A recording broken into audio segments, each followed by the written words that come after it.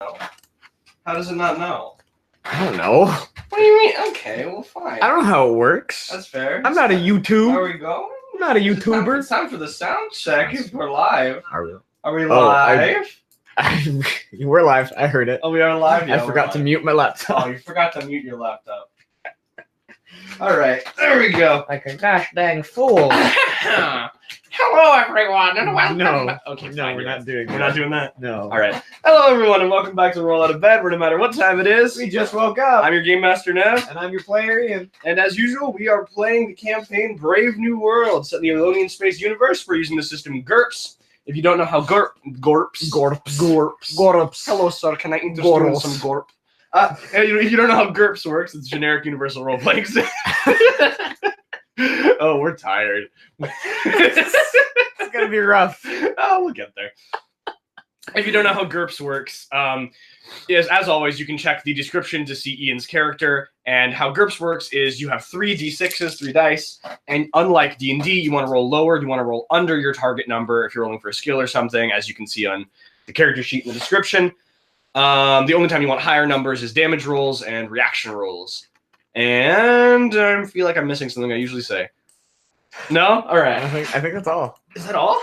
Oh, you didn't say how long we've been playing. I didn't say how long we've been playing. You're right. I've been playing for I've been playing for about 9 years now. Ian's probably been playing for about, this is probably around the 2-year mark. Yeah. Yeah, all right. So I guess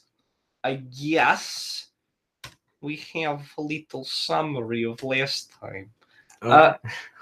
Yeah, no, skip it. We do. Oh, skip it. All right, here we go. Skip it, you ready? No. No. You don't remember? I remember. You remember? I was thinking about it on the bus. You were thinking about it on the bus. Yeah. All right, the lovely little bus. That's how I get around. Bus is always on time, isn't it? No? You don't think so? No.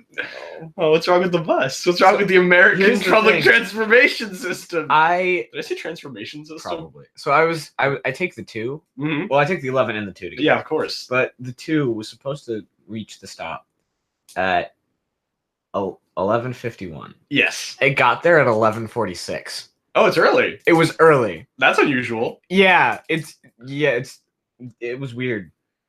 I didn't expect it to be early. I expected it to be late. It almost always is. So that was a little fun surprise. All right. Yeah. Okay. I guess we're good. Yeah. Yeah. I guess we're good. We can stop talking about buses. They exist for now. Oh no. All right. So yeah, last time we left off, you were transported down to the planet by. Well, you were supposed to be transported down to the planet by Jack and Eddie.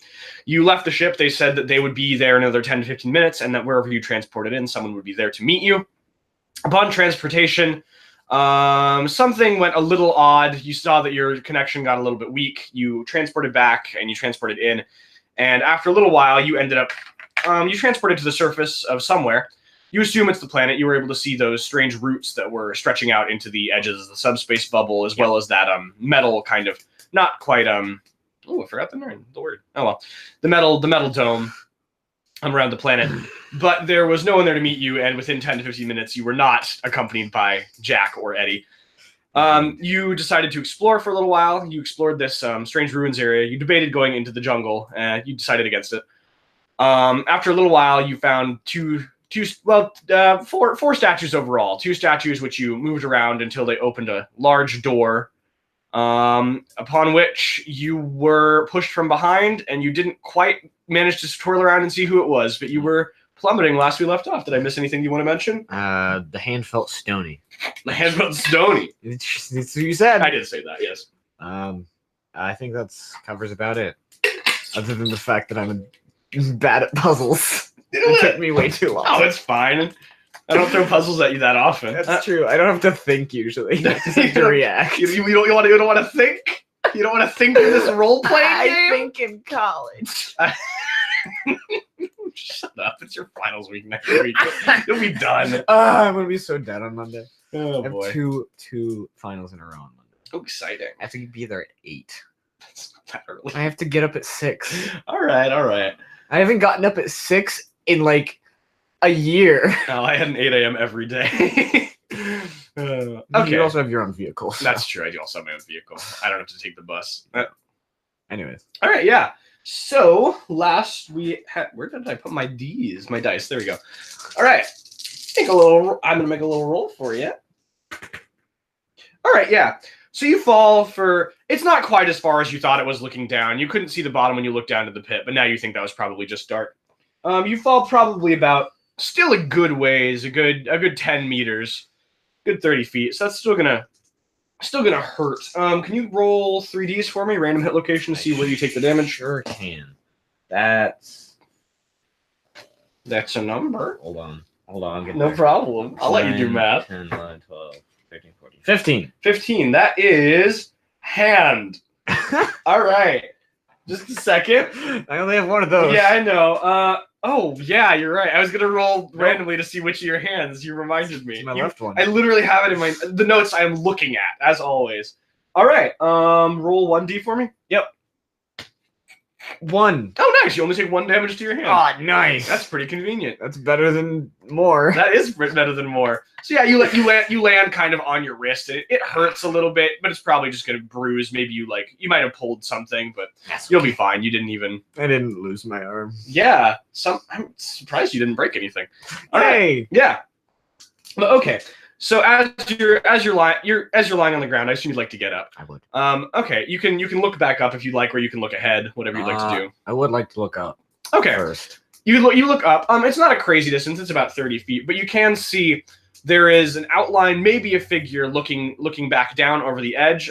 This is something you'll know if you see or not. So why don't you roll perception for me? Okay. Ooh, that's really good. Really good. That was a 1. I promised. That's fine. No, I saw it. You're right. That's a 5. 4 or 5. Yeah. That's a success by 7. Yeah. All right, that's pretty good. All right, so you look back up, and your eyes are adjusting a little bit to the light level. He's a little too far away to make out a lot, but you can tell. Well, I mean, I guess you can't. It's a more masculine figure. You can't make out 100%. They're a cloaked figure. You can't quite see their face. It's kind of covered by the edge of the hood.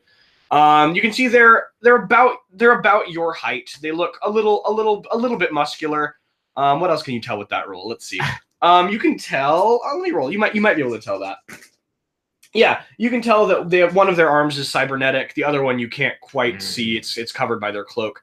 And they're looking down at the pit. And after they look down for a minute and they see that you've kind of spotted them, they take a step back from the edge, and you can't see them anymore. But as you're still looking up, you can see that. Whoa, good roll. Yeah, you definitely can. You can see this. You can see the sky kind of through. You remember that door that opened in the large metal dome around the planet? You can see that opening like before, and you can every now and then, before you were able to see the ship that Jack and Eddie were on, the smaller kind of more satellite ship. It wasn't really it's not a planetary vehicle. That's why it had a transporter instead of a what's it called? Instead of a shuttle. Yeah, instead of a shuttle. You're right. Well, it might have a shuttle too. It had a transporter. That's what I was looking for. Yeah. Yeah, fine is relative. That's true. Indeed. But it's fine compared to literally having my arm ripped off. That's true. That did happen. I have a very low level of fine at this point. That was what, the second episode? It was unexpected. But yeah, every now and then before you could see that ship kind of around, kind of how you can see the ISS a little bit clearer. This planet's a little. It's bigger. I was wrong. This planet's a little bit bigger, but you were a little closer into orbit. But now, as you look up, you can see it starts to get darker, and the sky starts to get darker. And I mean, before this isn't really a planet. This isn't a subspace bubble, so there isn't like a star or something. Right. It's just kind of like passive natural light from the surrounding subspace. But as you look out, you see this large kind of warship pull up over, and you see it covers the thing, and it gets very dark because it's covering the viewport. Wow. Let's see if you can. Do you want to see if you can make anything out about that ship? Yeah. Give me a little engineer -2 roll for me. Yeah. That's an 11, I think. Yeah. Yes, it is. That's 5, 6, 7, 8, 9, 10. That's 10. You made it. Okay. Let's see what you can make out about this ship. You can't make out quite a size from here because it's a little too far away. It would be pretty subjective to make out a size. I rolled pretty good for you too. Okay. You can tell that this is definitely a Draxus warship. So Draxus being one of the 3 main military powers governmental powers from where you're from. Draxus, the more kind of what's the word I'm looking for? Martial law type kind of military regime kind of society. You can tell it has some modifications to it. Yeah, you can definitely tell. You can definitely tell they're Cortholian preacher modifications, so they're kind of uncomfortably almost biological. They're really they're not a lot, but you can see them from here. You can kind of make out the kind of the pulsating kind of almost flesh-like structures on the outside, the kind of purple hue from certain areas that are glowing.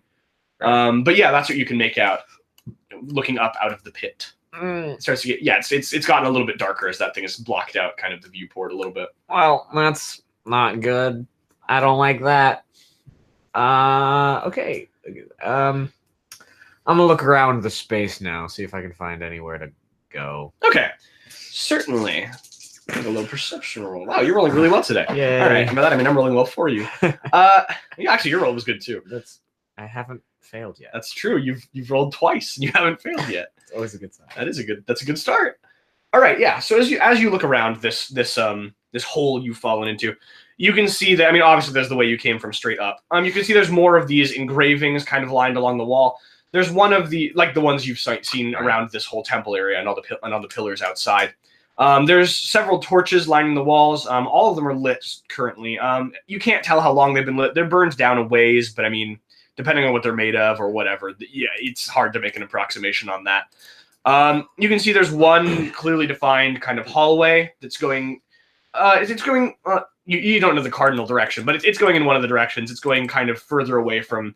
If you went down the path this temple was going, it's kind of going in the more of that direction. Right.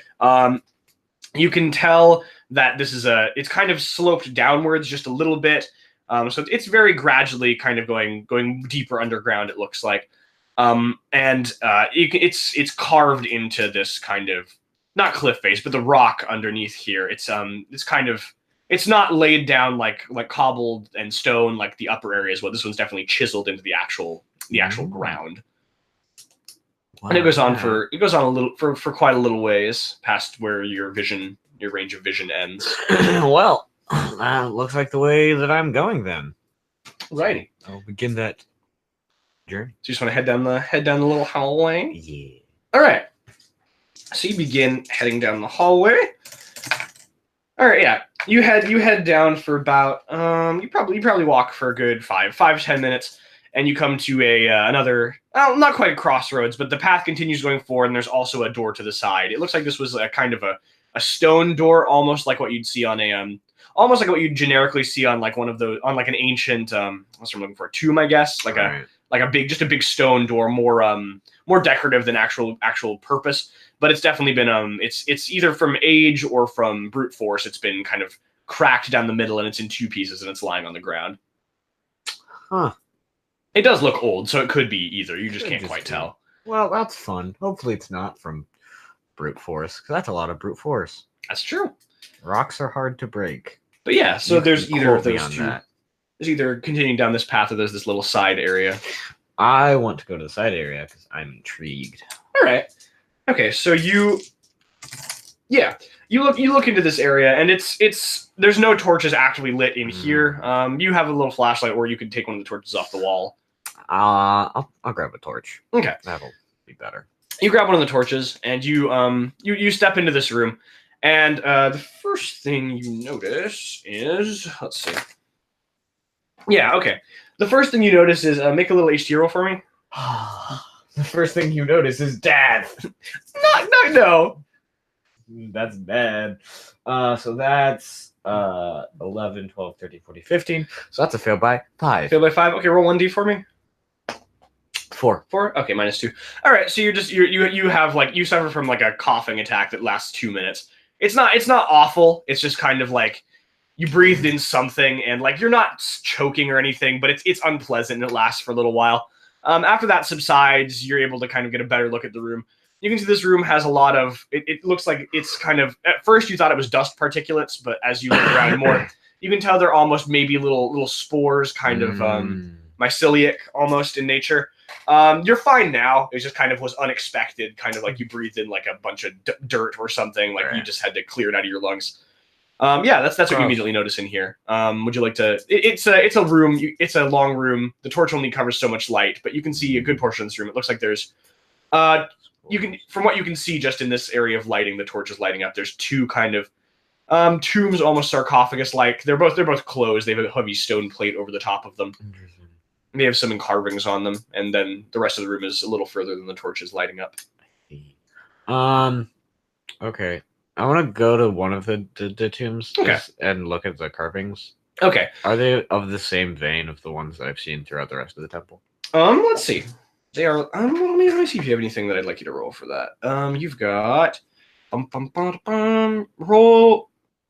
Roll theology for me. I can do that. That's one of. I think that's my best skill. Yeah, it actually is. That's 6, 7, 8, 9, 10, 11. So it's a success by 5. Okay, yeah, that's good enough for the hidden minus. Yeah, okay. So you can tell these are definitely these are definitely different. They're carved in a different way, which either denotes that they were by a different culture, a different people, or they were carved at a different time period. Hard to say for certain without some kind of carbon dating, but other than that, you can tell there's no actual writing on these. If there was, you'd be able to discern it as a language like you have been before. These are all just images. And the most noteworthy thing is on the top of this kind of casket sarcophagus thing, the large heavy stone plate on the top. There is a figure carved out, kind of like more like an actual person, less like a mummy. Right. But yeah, that's probably whoever was buried. Maybe, I don't know. Yeah, I mean it's likely.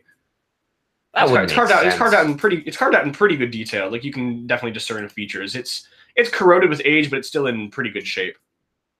That's good. Let's see. You think you recognize this figure? Oh, like historically, not like someone you met. I was gonna be really worried. You can't quite put a finger on it, but you've definitely seen. It's a little corroded and it's a little bit dated, but you've definitely seen this figure before, but you can't put a finger on it. Okay. Well, there you go. The other one you do not recognize. That's all right. All right, then I will move deeper into this chamber. All right. So you move a little further into this chamber. Okay, as you move a little bit further into this chamber, you start to hear some light, some little skittering noises. It sounds like noises like maybe like a small animal would make. Some small chirping, some like little tiny footfalls, like some little clacking sounds of small claws against stone or something like that. You don't see anything, but you hear that as you progress. As you move a little further, you see more of these. You see more of these caskets as you move along the wall. You see a total of about 16 of them before you reach the far end of the room. There's one on each side of the room. It's not a terribly wide room. It's about as wide as this room, so probably like 12 feet. It's enough for a walkway in the middle and for those still to just be lined up as you go. Right. As you go along this room, it gets a little less dilapidated. The stone itself, the room gets a little bit. You can tell it's a little bit older, the actual room, but the sarcophagi themselves and things like that, you can tell are newer. They're less corroded. And as you reach the very end of the room, you can see there's let's see, there's four sarcophagi that are opened currently. They have a stone tablet to the stone covering next to them on the ground, but they're empty. Interesting. Are the stone coverings carved with figures, or are they blank? They are carved. Oh. Preordained tombs. Maybe. Why, did you want to take a look at them or just see if they were carved? No, I'll take a gander. Okay. So, yeah, that's pretty good. Okay, yeah, you definitely recognize. Let's see. Actually, maybe you recognize all of these. Let me think. Yeah, you do recognize. You recognize 3 of these. So you recognize 3 of these figures. You can tell that it's a pretty intricately carved. These don't look that. They look newer, but not recent. Right. Like you'd be able to tell if the stone is freshly carved and it's been here a little while still. But you can tell these are the figures of Eddie, Sakamura, Ryu Sakamura, and Kravitz. Oh. And the fourth one you don't recognize. Interesting. The fourth one is a woman, and you don't recognize. I don't know any women. You don't know any woman? Not a single one. You've never met a woman in your 36 years. 36 years of life. You knew what I was looking for. I couldn't get it open fast enough. Not even my own mother. Nope, never met one. Not a single woman. No women on Hell's Home. No. Don't worry about it. No. Yeah. Babies just appear. They just appear. They drop them off. They show up. Just show up, drop them off in the sky. They're very sturdy.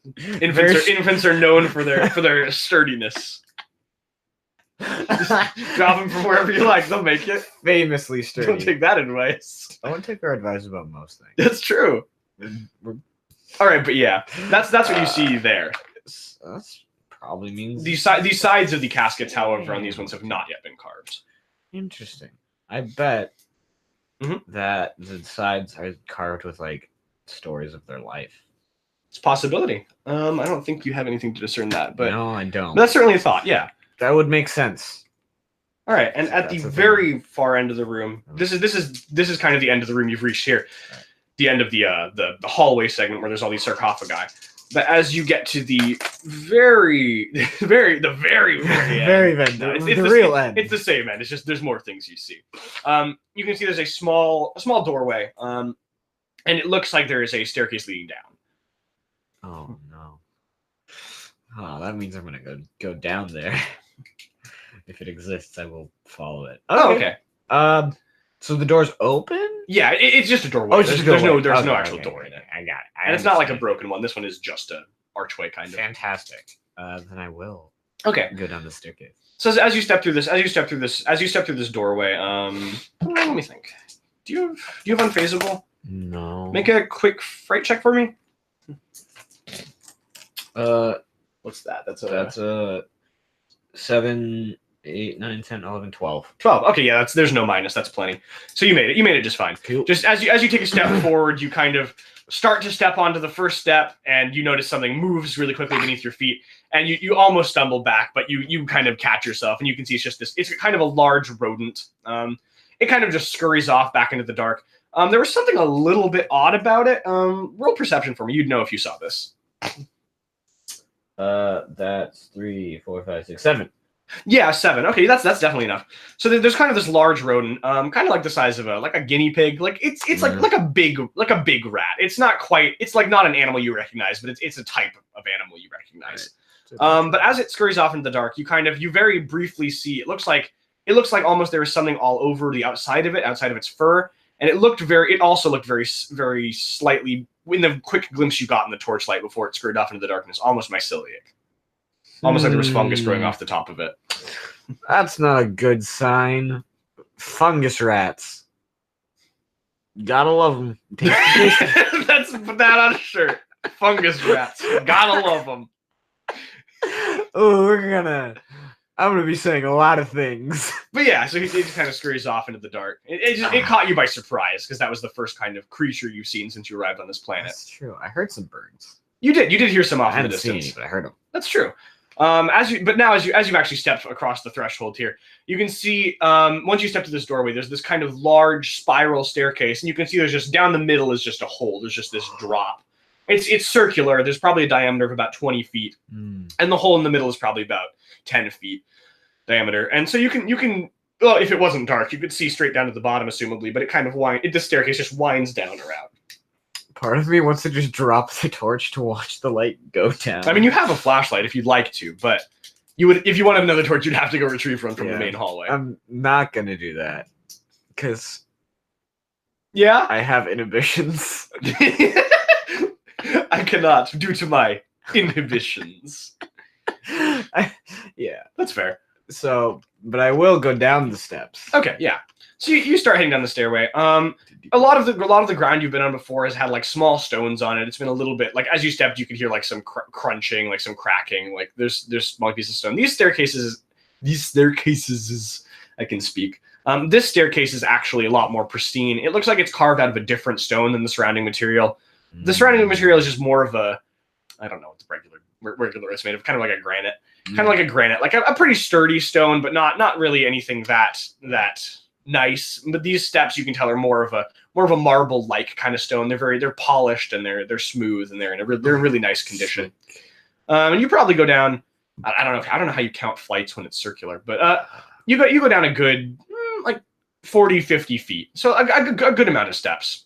And at the bottom you kind of reach this at the very bottom where there's the hole that went straight down. You can see this pool of liquid. It looks like water, but I mean obviously you can't tell with assurance, but Does it smell like water? Would you like to smell it? I would like to smell it. All right, roll a sheet. No, yeah, no, it doesn't smell like anything. I have smelled every liquid I've come across. It doesn't smell like anything. Okay. I would like to not like dunk my torch in it, but like touch like a side of the torch to it. Okay, I mean the side you touch kind of it goes out for a minute, and once you take it back out, it relights itself after a moment. Interesting. How big is the pool? It's like a 10-foot diameter. You can't quite tell how deep it is. It doesn't look terribly deep, but it's just dark. And you said there weren't any rocks on the ground around here? I mean, if you needed to, you could probably find like a small pebble, but not very many. No. Help me. It's dark and hard to see. Yeah. Because my mind went, it's a well. Drop a rock in and listen for the noise. And I was like, no, there's water in it. It wouldn't do anything. If it was empty, that would work. Yeah. You'd hear it when it hit the water in your line of vision. I'd be like, oh yes, the water. There's the water. I found right it. there. I've discovered it. Oh, I really wanted the colonists discovering the new world. Aha! It is here. There it is. We found it. All right. Go us. Well, that's pretty cool. That's not the only thing here. That's just what you would be. You want me to continue? Yeah. All right. There's also another archway that seems to lead to another room. All right, I'll go through that. Okay, you go through that, and you enter this large. This one seems more cavernous than the others. This one might have been a pre-existing cave before, like unlike the others, which were definitely carved out so far. This one looks like it could have ostensibly or reasonably been a natural cave, a natural hollow in the earth of this world. And okay, yeah, you kind of notice as you step into here, you notice it's a little bit brighter. Your torchlight is definitely not the most illuminating thing here. And on the far end, kind of not on the far end, up towards the roof. That's what I meant. Up towards the roof, you can see there's kind of stalactites kind of type structures, but they seem more crystalline. You can tell they're giving off a pale glow, a kind of light bluish white light. Not anything terribly illuminating, but definitely more than you'd expect. Almost like a kind of bioluminescent. Right. That's what you immediately see. Are there mushrooms here? Yeah, definitely. Let me see. Yeah. Yeah, there's mushrooms, not in huge variety, but definitely on some of the walls. You can see the walls here are kind of, as you look more towards the walls, towards where you've just stepped through. On some of the walls you can't see because they're a little too far away with just the level of light it's currently at. But you can see there's kind of like the walls are a little bit damp, kind of like there's natural water or something seeping through. Not like trickling down, but like you can tell kind of like moisture actively on the surface. And towards where there's more of that, there's moss and this kind of these larger mycelial structures. They're identifiable as fungus, as mushrooms, but they're not the shapes you're used to, not like toadstools. Right. But you can identify them, yeah. That's not ideal. There are definitely more spores in here, but since your initial encounter, you haven't had any problems with them. Interesting. Okay, well, I'll go deeper into this cavern. Okay. Yeah, as you come through this cavern a little more, you do run into a few more of those kind of rats. Would you like to, like, are rodents? I guess not necessarily rats. They're a creature, a little creature. They are aliens. Do you want to pay any particular mind to them, or just ignore them? I mean, unless they're doing something out of the ordinary. They're just kind of scampering around, from what you can tell. You obviously don't know their natural patterns, but they kind of dart in and out of your torchlight. Yeah, that's probably normal. Okay. Yeah, so you run into a few more of those. As you go further into this cavern, you can tell that the mycelial structures are getting a little larger. You're not sure if that's due to age or if it's just due to maybe this part of the cave has higher moisture, has higher humidity, whatever it might be. And there's more of these crystalline structures. You can tell the roof is kind of at a slant. It's the further you get, the lower the roof is getting. So the crystalline structures are getting a little closer. It's getting a little brighter, more than just your torchlight. You do notice specifically there's tight to the ceiling. Specifically stalactites. You haven't. I had to think. It's okay. Anytime I'm talking about caves, I don't think, and I always say the wrong. I thought I was gonna have to look it up, and I was like, I remember this little phrase. There's no stalagmites. You do notice, which is a little odd. You definitely see water dripping from the ceiling, assumably from the stalactites, and if you're a science man, you know, obviously that's how stalagmites form. I But yeah, know the basics of minerals. but yeah, you don't see the floor is actually almost perfectly smooth. Interesting. So that probably wasn't natural. Probably not. I mean, you can't see any like marks from a identifiable tool, but it's not unlikely. Oh, that's interesting. Yeah. Okay. So as you progress further, okay, never mind. Yeah, you progress further into the cavern, and you get to a place where the roof is almost. It's only a good 10 feet above you now. You could probably reach up and touch the stalactites if you wanted to, but you can tell up ahead. You can see it kind of gets to a point where the ceiling's only like 8 feet tall, and then it comes to a flat wall. This one is just perfectly flat, perfectly smooth. Huh. It looks like the surrounding rock face, but that's not usually a natural occurrence in a cave. Not usually. No. I mean, you can see some light engravings on the wall. Ah. And I would like to inspect those. Okay. More closely.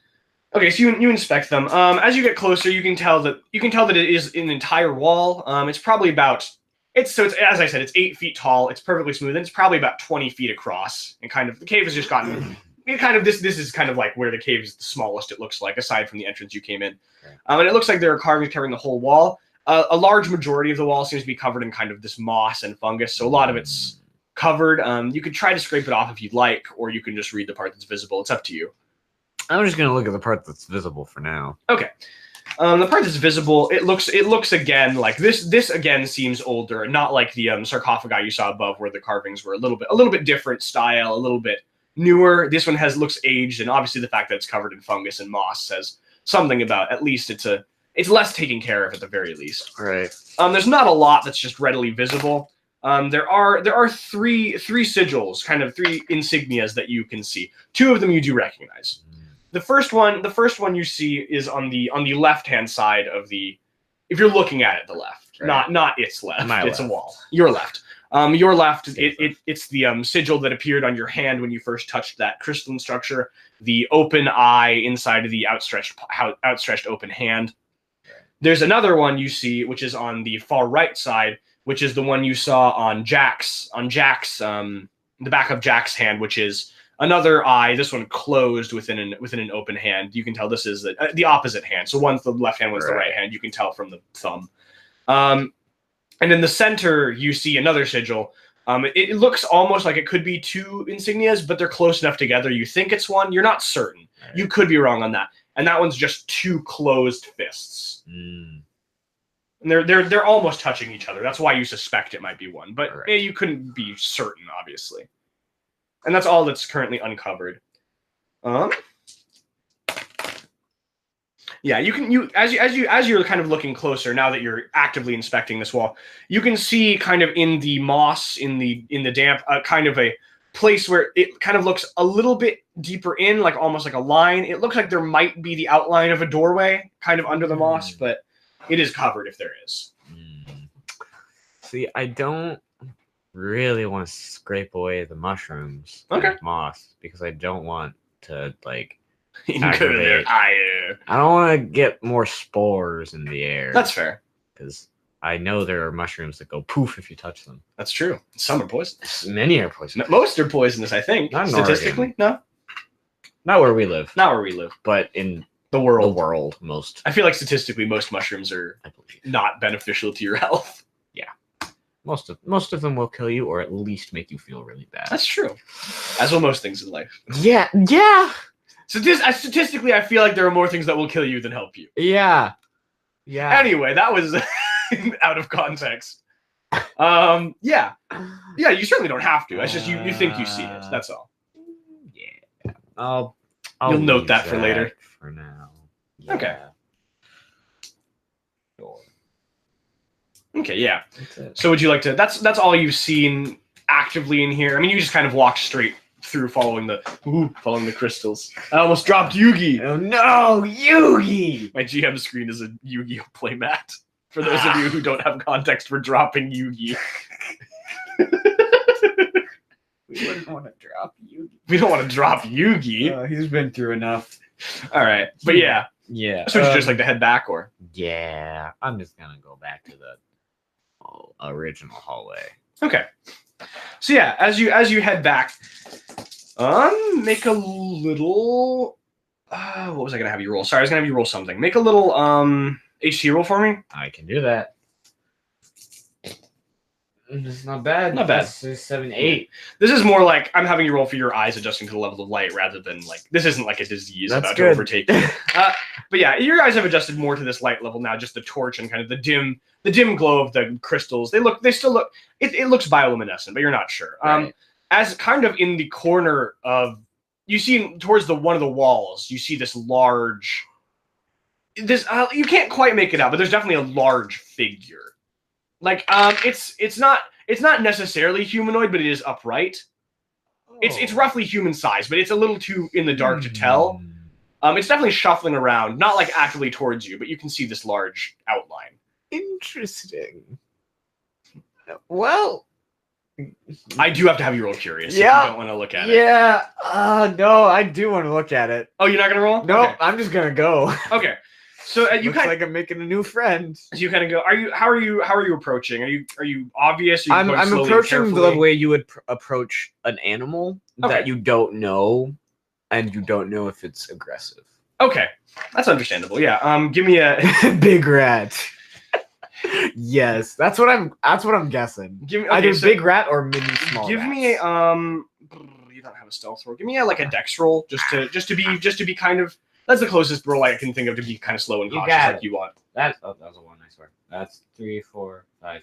5. Wow, that's good. Yeah. Okay, so yeah, so you're really slow and cautious. As you get closer to this thing, you can tell it's got the I can't think of what that. Do you know the eye thing? I mean, when something has night vision, how it reflects back at you. It has a name. I can't remember what it is. Yeah. The ocular thing, but you can tell like after you start to approach for a little while, you can definitely tell you see a few of those. And as you get closer, you kind of step into the torchlight, and you can see it's actually a few creatures. You can tell it's about four or five of these larger rodents. 4 or 5, larger than the ones you've seen so far. 4 or 5 kind of almost pushed together, almost in kind of like, you know what a rat king is? Yeah.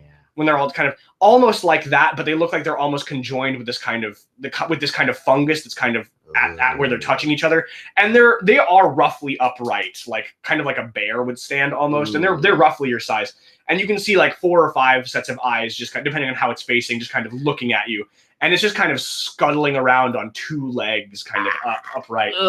Don't like it's not. It doesn't seem particularly. It noticed you definitely, and it's just kind of going about what it's doing. You can see it's kind of like foraging around the walls for like you can see like small insects and maybe like stuff out of the moss. That's gross.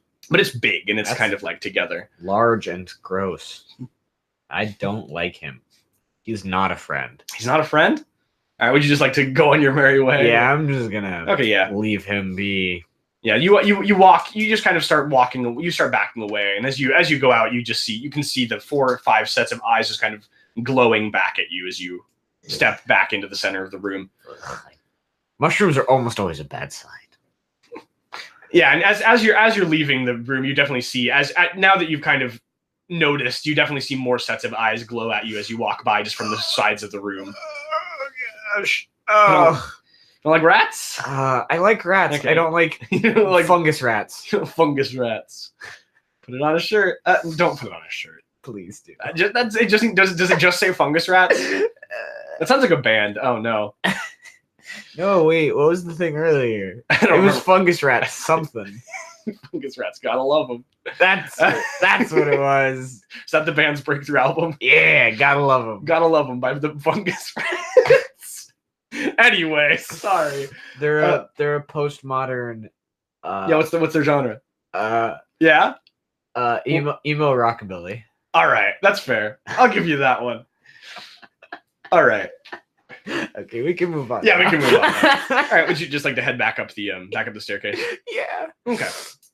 So you head back up the staircase. That's pretty uneventful. You hear a few more of the little smaller rats kind of scuttling around. You see 1 or 2 into the corners of your torchlight.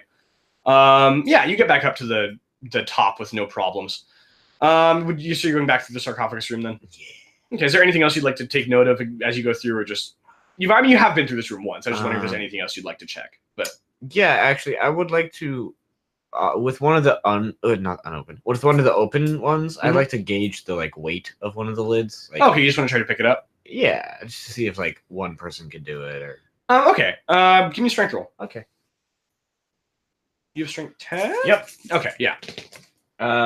Nope. That's a 12? Yeah. 12. Okay, you try to pick it up. You're definitely, even with that roll, you're able to lift one side of it. Right. You don't think you could put it on by yourself, but like, well, you could, but it would take you a little bit. You couldn't lift this whole thing on your own, but you definitely can lift like one half of it. Right. But it could be like shifted. Yeah. By one person. Okay. That's all I wanted to know. Like it's heavy. It is made of stone, but it's not immovable. Right. It's not like, all right, we get the team and move it, and that's where it stays. Yeah, no, and you could easily move it with two people. Okay. On and off. Okay. Yeah. I mean, like you could push the lids off these ones with one person if you wanted, but Right. Well, I don't want to. yeah, I didn't think so, but I just had to present the offer to you. I'm against fungus rats, but corpses. I want to see those. Pro corpse con Anti-fungus rats. Pro corpse. That's also a band. That would be if this was a Friends episode. This is the one with the fungus rats. Yeah. The one where Ross gets fungus rats. Yeah. I've still never seen an episode of Friends. It's okay. It's all right. It's a good. I enjoy this. I should watch it at some point. Yeah. But yeah, Don't watch The Office. The Office is bad. As you reach the and thanks. I'm sorry. They're like within the same realm. It's like No, that's fair. You watch Friends, you watch The Office. You It watch, just like, took me a Parks and second Rec. to realize I was totally unprompted. I just don't like The Office. That's fair. I have a crusade against that show. I understandable. Because everyone else likes it. I'm like, it's not. It's better than The Big Bang Theory. Yeah. I thought it would be. I picked one of the names I knew. Well, I knew Ross It and would be- Chandler. it would be Ross because everyone hates Ross. That's what I know. That's what I knew. He's the worst character. Chandler's good. I love Chandler. He's my spirit animal. All right. But yeah, anyway, so as you reach back to this kind of the start of the room, Yeah. you can see in the little torchlight of the hallway, you can see there's some footprints in the kind of dust and the spores that have settled on the ground.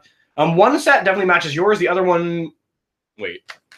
The other one isn't clearly. It's the same like size as your foot, but it doesn't have the same markings as your shoes do. Right. If that makes sense. Right. So it's obviously different. It's a different. Yeah, it's a different set. Sorry, I was about to say something that you wouldn't know. That was all. You also can see there is some things set up against the wall next to the doorway that weren't there before. Things. What kind of thing? Okay, so you see set up against the wall. You see an ablative nanoplasm suit, an electric stun wand, and a portable kit. Oh. Yeah? What's up? That's three things I started with. That is the things you started with. Would you like to investigate them? Yep. Okay. What would you like to check about? I would like to check if Yeah? how similar did I look to the ones I was? Do you like mark your belongings? I probably like somehow put like my initials on it. They have your initials in them. Mm-hmm. Yeah? Okay. That worries me. So this other set of footprints, Yes. does it carry on past where mine are? You see, it looks like it just stepped into the room. Like it stepped forward enough to place. You assume to place these Right. here, and then it steps back out into the main hallway. It looks like most of them look like they were trying to walk in your footprints, but it looks like initially it didn't realize it was leaving steps. Right. Like you see a few, and then you can see they kind of overlap with yours. Can I see into the hallway? Yeah, there's torchlight in the hallway, but you can only see straight out. Like remember, it's like a Right. Yeah. T intersection. So, there's no one there. It's just a wall. And then there's no one immediately there. No, maybe if you stepped out into the hallway, you could look, but. I'm gonna step up to the doorway and look out. Not Okay. fully into the hallway. Okay, you step up to the doorway and you're just kind of like peering around. Yeah. Left or right? Left first. Okay. You peer out into the hallway. Okay. So you kind of look around. Give me a perception roll. Mm-hmm. Not very good. That's 13. Not fantastic, but decent. Okay, so you peer out into the hallway. As you look around, you do briefly see the same kind of. You see, it looks like the same cloaked figure you saw looking down at you from before. You get a little bit of a better look just because they're closer. It's like you get a worse look, but they're closer, so you can tell a little bit more if that makes sense. Yeah. You can tell you were definitely right about one of their arms is cybernetic, and you can tell their face is kind of covered by the cloak. Actually, you can tell they have a mask on under it. It looks almost like a gas mask. You can't quite tell. Right. But their clothing is a little unfamiliar. You recognize kind of. Culturally, it looks similar. It looks similar to something from your planet. Definitely not the same, but like similar to that kind of tech level, almost kind of like culturally, not technology wise, but but like a little bit more medieval, a little bit more not ritualistic, but a little more ceremonial than functional. And you can tell that they are definitely limping. You don't see any visible wound, but you can tell just from the way they're standing and from the way they're moving that they're limping. And as soon as they kind of lock, well, quote unquote, lock eyes with you, you don't get a good look at their face, but they're looking in your direction, and they kind of outstretch a hand to the side, and one of the torches on the wall flickers out, and they're in the dark, and you lose sight of them. I don't like that. I don't like that my initials are on the things, but I'm not gonna look a gift horse in the mouth. All right. Would you like to collect those things? I would like to collect the items. Okay. Would you like to inspect them further, or would you just like to? I would like to look at the suit carefully. Okay. The suit. It definitely looks like the suit you had before, but you can tell that this is a different one. It doesn't have. You remember yours had a few tears in a few places, and when you were exposed to the outside, the purple mist of the vacuum, you remember there was a kind of acidic property to it that ate through the valves on your suit. It's either a different suit or those have been replaced, but it looks almost new, like used, but very good condition. Okay, interesting. And you can tell this. I mean, this has the same pockets as your suit did. You can tell there is something in at least two of these satchels. Oh, okay. I mean, if you put it, well, I mean, I guess or if you felt around, if you put it on, or if you felt around it, which I assume you did one of those two things. I think I felt around and finding that there wasn't any like hidden like little. Wasn't full of poison, or the suit's full of razor blades. Okay. I probably put it on after that, and then I. So you said the initial was the suit, the stun wand, and the portable kit machinist. Well, I can spell. And I mean, all the things that were part of your suit, like the catarans, are included too. Right. And like the B cells for your stun wand has a few of them, just the ones that would be in it. Kit.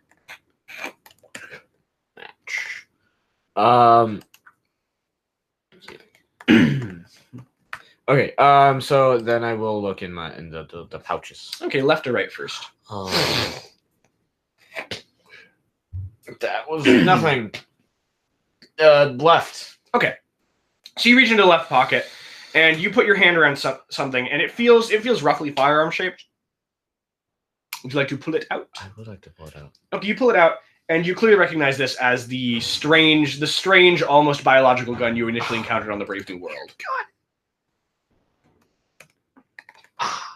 Interesting. And would you like to check the other pocket? Would you like to leave it a mystery? I'll just reach in at some point. You reach in at an opportune moment, and it'll hopefully be what you want. Yeah. No, would you like to reach in? I would like to. Okay. You reach into this pocket, and sorry, my notes scrolled. It's gone. What do you have there? No. What is it? I need to know. There we go. Okay. It's a small first aid kit. Oh, okay. Wow. Small first aid kit. And you can see there's kind of like a wrist brace almost. Okay. A wrist brace. Well, see, that's very interesting and specific. It is. That's just what it is, though. Yeah. Well, so would you like to take off? So you took off the armor you were wearing before, the cultist one. Yeah. Okay. Would you like to keep any of the things you had on it with like the knife or any of that, or? Oh yeah, I did. Yeah, you had that ceremonial dagger. I forgot. I didn't even do that. That's fine. I mean, you don't have to. I was just wondering if you kept any of them. I will keep the knife. Okay. But I think that's about it. Okay. What else do you have on you other than the stuff I just gave you? I have the a survival watch. Mm-hmm. Is that about it? And then I have a vial of flammable liquid. Okay, I was just making sure. And that was it. All right, thank you. Yeah, but that's what you see there. Yes, you pick up all the things. You hear some more creatures in the distance. I mean, it just sounds like more of the rats scuttling around. Okay. But yeah, Well then, it takes you a few minutes to get all your things together. Yeah, that would make sense. Okay, then the figure's probably gone by then. You're thinking. I think I'm going to continue on down the pathway that I have yet to explore. Okay. Yeah, so you keep going down this pathway, and it keeps going. As you go, you can tell the slant gets a little bit steeper. You're definitely going downwards. I mean, you knew that before, but like now you're really going down. Right. You can tell kind of as you continue that it's it's kind of picking up water almost. Like on the lighter thing, it wasn't very much, but on this one, with how the slant is facing, there's definitely a pretty steady trickle. You can tell there's just moisture coming out of the nearby walls, kind of like how there was in the deeper area.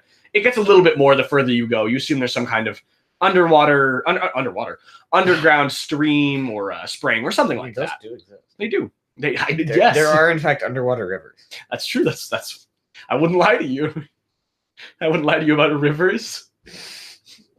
But yeah. But anyways, yes. After a little ways, it comes to another. This one is truly a T intersection, not like a side pathway. It splits off in two ways. Left and right, I'm assuming. Yeah. Do they look comparable? Yeah. The only difference is the water is going down one of them, and the other way it's not. Which one's it going down? The left path. I'm gonna go down the right path then first. Okay. So you want to head down the right path then? I do. Okay. So you head down the right path. As you start heading down this path, you can tell it kind of it changes material again. It's not the surrounding granite. It's more of that marble kind of type rock that the staircase was made of. As you progress through it, at first it looks like it's just kind of changes just to that. You can see that it stops being torchlight and starts being those crystalline kind of structures. They look like they've kind of been carved into roughly emerald, diamond. What are the chaos emeralds shaped like? They're called emeralds, but I think they're not emeralds. You know what I mean? Yeah. They're that shape. Kind of like the top shape of that, kind of carved Right. and placed into the wall in various places. And they're giving off that kind of... These ones are a little bit brighter. You're not sure why. They just are. But it's the same color, that kind of light blue, bluish white. And as you progress a little even further still, you can see there's more engravings in the walls. These ones do seem, once again, like the older culture, though. They're not a language you can make out. Interesting. Okay. Would you just like to continue downward that way? Yeah. Okay. So you continue down that way. And as you progress, you can see, as you get further, the mushrooms kind of, you can see this, there's mushrooms been periodically all along. Just like every now and then you'll see like, oh, there's a spore, there's a fungus, there's a fungus. There's a fungus brewing among us. No, the fungus among us. The fungus, that is from something. I know, but I don't know what it is. Fungus. Yeah, right. I recognize that phrase. It's from something. Anyway, but yeah, and you can just tell it's getting a little more periodic, a little more frequent as you go along. Could be the moisture, could be something about the crystals. It's just this hallway is a little bit more saturated with them. Yeah. And as you keep going, let me make a little roll. Okay, yeah. As you keep going, you come across what looks like a body. Is the body covered in fungus? Not covered, but there are a few spores growing out of it.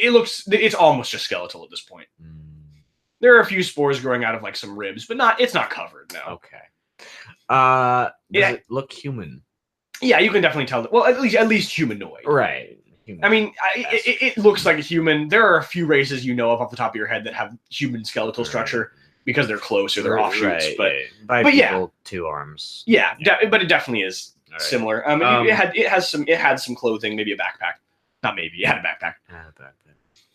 backpack. Can I make out like what type of clothing it was? Like was it more like a uniform or like functional? You can tell this is I don't know if I'd call it kind of a mix of the two. This would be pretty generic, kind of like what you would imagine when somebody says kind of like explorer's gear, kind of like actually, not quite explorer's gear. If you thought like shorts and like the safari hat, that's wrong. That's not what I was thinking. Okay, kind of more like heavy boots, kind of like pants tucked into the boots, kind of like sealed off from the not sealed, but like keep bugs out and things like that from the elements. A real explorer. Like a real explorer, not Scooby Doo. You were thinking Scooby Doo. I was thinking Scooby Doo. That's true, and I wanted to specifically not be thinking it. But yeah, that kind of gear. Right. Yeah. Like not like a soldier, not like a cargo pants. And, Yeah. and heavy boots and a Yeah, good that kind of shirt. thing. Yeah. Okay. Interesting. they definitely. I mean, from the fact alone that it's skeletal, you can tell they've been here a while. Yeah, that's usually it. It's not like, oh no, someone was murdered in this crypt ahead of me. Do the bones look chewed on, like by the rodent teeth? There are a few. Yeah, there's probably a few places where it's like, nah. I mean, yeah, that's the easy answer. Yeah, you definitely assume that the rats have eaten away at some of the meat of this guy. Well, who can blame him? You don't see any obvious cause of death. It's not like he has like a hole in his skull or something like that. No broken bones. So cause of death is difficult to discern. He probably ate the mushrooms. I'm just gonna blame it on that. And Okay. Go on my way. All right, that's fair. Oh, you don't want to explore his backpack or pockets? Oh, right, he has backpack. You don't have to. I forgot. I'll poke through. Okay. It looks like there's a notebook. It's pretty extensive. It has a lot of writing in it. You can't read it, but there's a lot of drawings and things that are like I can understand. Models, not models. I'm trying to think sketches of like designs, I guess. I can't think of what I want to say. Blueprints, kind of, for various things, and a lot of it's almost filled. Like there's like good 10, 20 pages that are blank at the end. But other than that, I've been able to read like 3 things this whole campaign. That's accurate, honestly. And most of them were on my ship. That is, yeah, that's true. From sand. It just happens. And this is definitely a pretty weathered book. Like it's not crumbling to dust as you turn through it, but like it's old. It's old.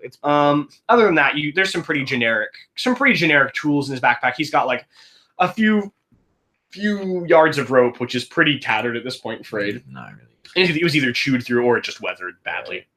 There's like a climbing pick, and some vaguely carabiner type things, and a flashlight, I guess. Well, I'd call it a flashlight. Yeah. Yeah. It wasn't an I guess. It was kind of like, would I call that a flashlight? Yeah, I will. Does the climbing pick look sturdy enough to still be used? Oh yeah, definitely. It's solid. It's solidly metal. It's not like a wood handle, so it hasn't really decomposed. It's made of something that didn't rust. Okay. I'll grab that. Okay. The rest probably isn't really useful to me. That's fair. Okay. Did you keep the book or? Yeah, I'll keep the book and the climbing pick. The climbing pick. Okay.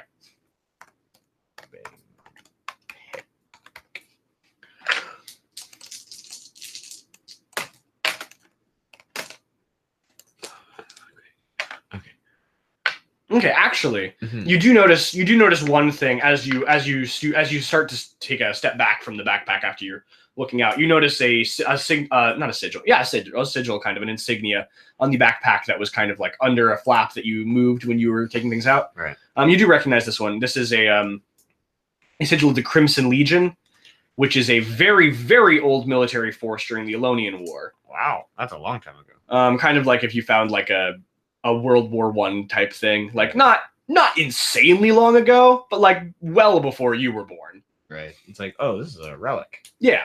Like you see that sigil on this backpack, which is not necessarily saying that this guy was, but at the very least his backpack was. That's like someone carrying around a World War I backpack. Yeah, like it's not impossible. It's just that could happen, but it's just if they're a skeleton in a cave, you'd probably think they're from there. It's not a guarantee, but it's likely. It's a strong guess. Yeah. That is interesting. So have the bones like? Yeah. Do they look old, like yellowed and stuff? Yeah, definitely. Okay. So they're sallowed. Actually, I think that's the word for skin, not bone. Yeah, I think skin sallow. I think that's skin. Yeah, but yeah, they are old. Yeah, definitely. Like they're not crumbling to dust. This is a pretty contained environment before you opened it up, but it's still pretty contained even then. But other than obviously there's ways in and outs, probably because there's rats and things. Yeah. Presumably, at least something can get in. Yeah. Well, interesting. I will continue on then. Okay. So you continue on. Sorry, I'm blanking. Let me look at my map. I should be looking at my map the whole time. I shouldn't have to think. There we go. I have a map for a reason.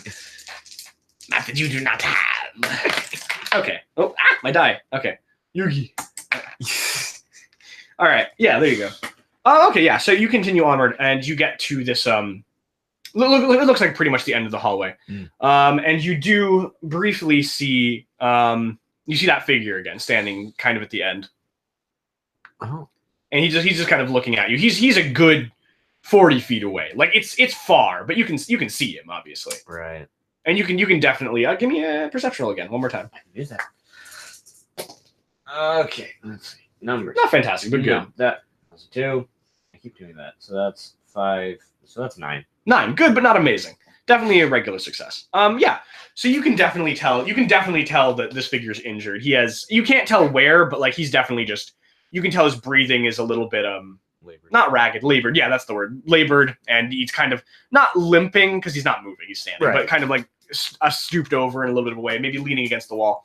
And he seems to be looking at you. You can tell he sets something else on the ground a little too far away to make out what it is. But yeah, and the figure kind of, you can see there's 2 statues again. Oh, sorry.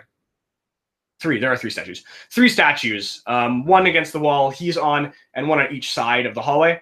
And you can see he sets something next to the statue that he's standing next to, and he steps kind of behind one of these statues out of your sight. Interesting. From this distance. Yeah. The statues look like the ones above me. 2 of them do. One of them you can tell is the four-armed. They're not in the same poses, but one of them you can tell is the four-armed figure, and one of them is the taller, more effeminate figure. The third one you do not recognize. Interesting. The third one is, so there's the effeminate one is on the left wall, the four-armed one is on the right wall, and the one you don't recognize is straight ahead in the middle. All right then. I shall approach. Get a better look at these boys. Okay. So you approach. Why did you wince at that? It just sounded bad coming out of my mouth. That's fair, honestly. I'll give you that. Okay. So yeah, you step forward. Yeah, you get up to these guys, and you can tell that this hallway just ends here. Wherever the figure steps behind this, there's nothing behind that statue, so you don't know where the figure went, but they're gone. Yeah, so you can see there's each of these. You can see now that you got up close, each of these figures doesn't have, unlike before, they don't have a face on them. Instead, they have an insignia carved where they're just a flat kind of surface. You can tell it's not vandalized. They were carved like this. Right. A flat surface, and on each of them is an insignia. On the more effeminate one, there's the sigil with the hand and the closed eye that you saw on Jack. On the one with the 4 arms, there's the open hand and the open eye, which you experienced when you touched that crystalline structure. And on the figure you don't recognize, there is the one with the 2 closed fists. You're pretty sure now it is one sigil. Right. That would make sense. Okay, so the femme was the closed eye. Yep. 4 arms. Open eye. Mm-hmm. Earlier I spelled Y-E-Y. Yeah, that's it. While thinking E-Y-E. And I went, that's not. Yay. Yay. It's just when someone's very excited, but in a speeding car. Oh, absolutely. Yay. That's how it is. But yeah, that's what's here. Yeah, okay. And then other 2 fists. Closed. Shh. All right, but yeah. Okay. What did he put down? Okay, you can see there is a data pad. A data pad. Yeah. I don't have a good history with those. That's yeah, historically that's accurate. I would like to pick it up. Okay, you pick up this data pad and you can see that there is a it's got that same 2 fist symbol kind of engraved on the back. Well, actually not engraved, kind of pressed into. It's got kind of like a leather casing. Right. Okay.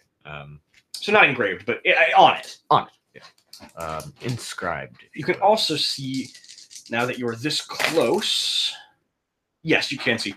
Now that you're this close, you can see all 3 of the figures have their hands outstretched. The one with the 2 closed fists has so all 3 of them have both their except the one that has 4 arms. All of them have 2 hands outstretched, kind of straight ahead of them. Right. The 2 that you recognized from before, the 4-armed and the woman, both have a hand open, and the other hand is outstretched. And the third figure has a fist closed over each of one of their hands. In both of the woman and the 4-armed figure's hands, In the forearm figure, you can see there is a much smaller version of that same kind of oscillating crystal that you touched on the Cortholian Preacher ship a while ago.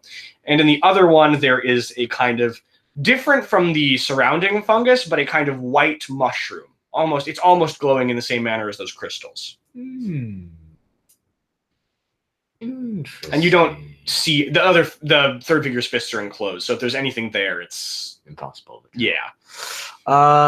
That is interesting. Well, first I would like to try and interact with the data pad, see if I can turn it on and read anything. Okay.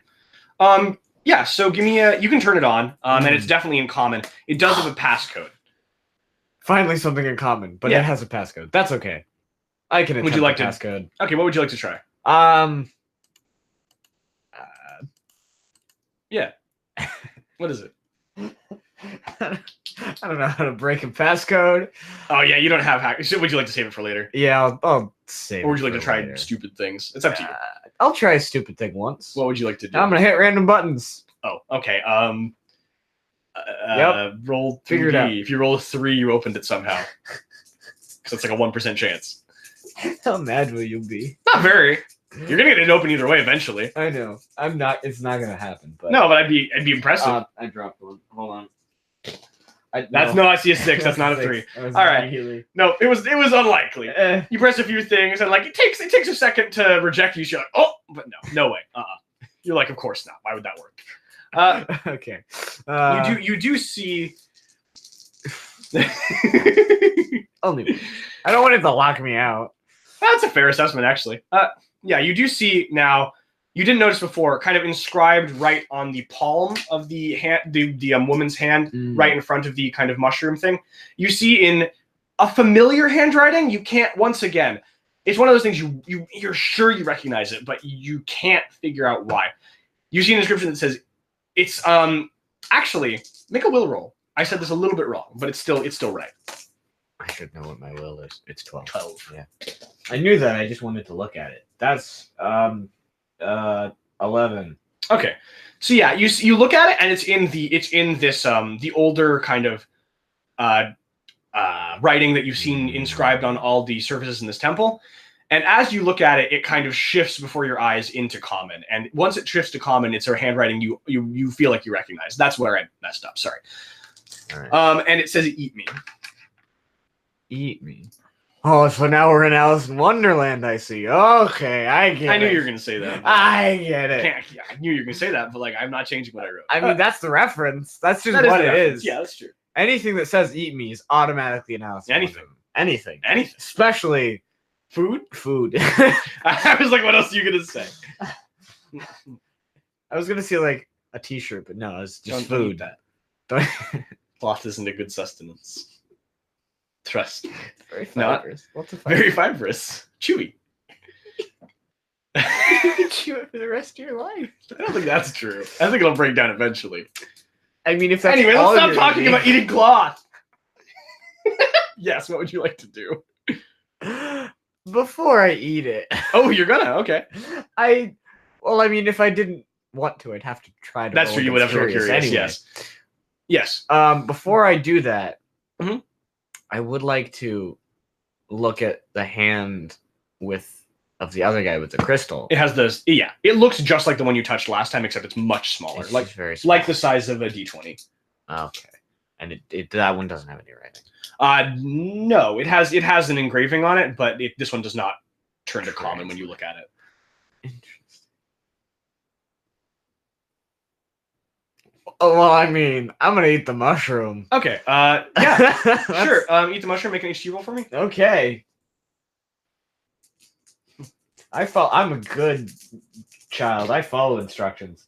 That's 8. That's a failure. That's failure. That's failure by 3. Yeah. No, 5. No, sorry. No, 3. I was right the first time. Sorry, my brain translated 2 4s and a 5 to 2 5s and a 4. Yeah, it does that sometimes. Yeah. Okay. So you're gonna not black out, but you're having another one of those. You remember when you were when you've kind of been transported to that kind of white. I do remember room? that. Not quite that. You're very briefly there, and as you look into that, you're almost right up to the archway. And as you look into the archway, as you look into the archway, you see something else. So as you look into the archway, you're kind of transported. Transported is a strong word, but you can tell you're looking from a different location. You can tell you're in the back of a spaceship, not in the back, but like a single fighter kind of pilot, and you're single pilot kind fighter. of fighter. Yeah, there we go. What did I say? Single pilot kind of fighter. Yeah, that's not right.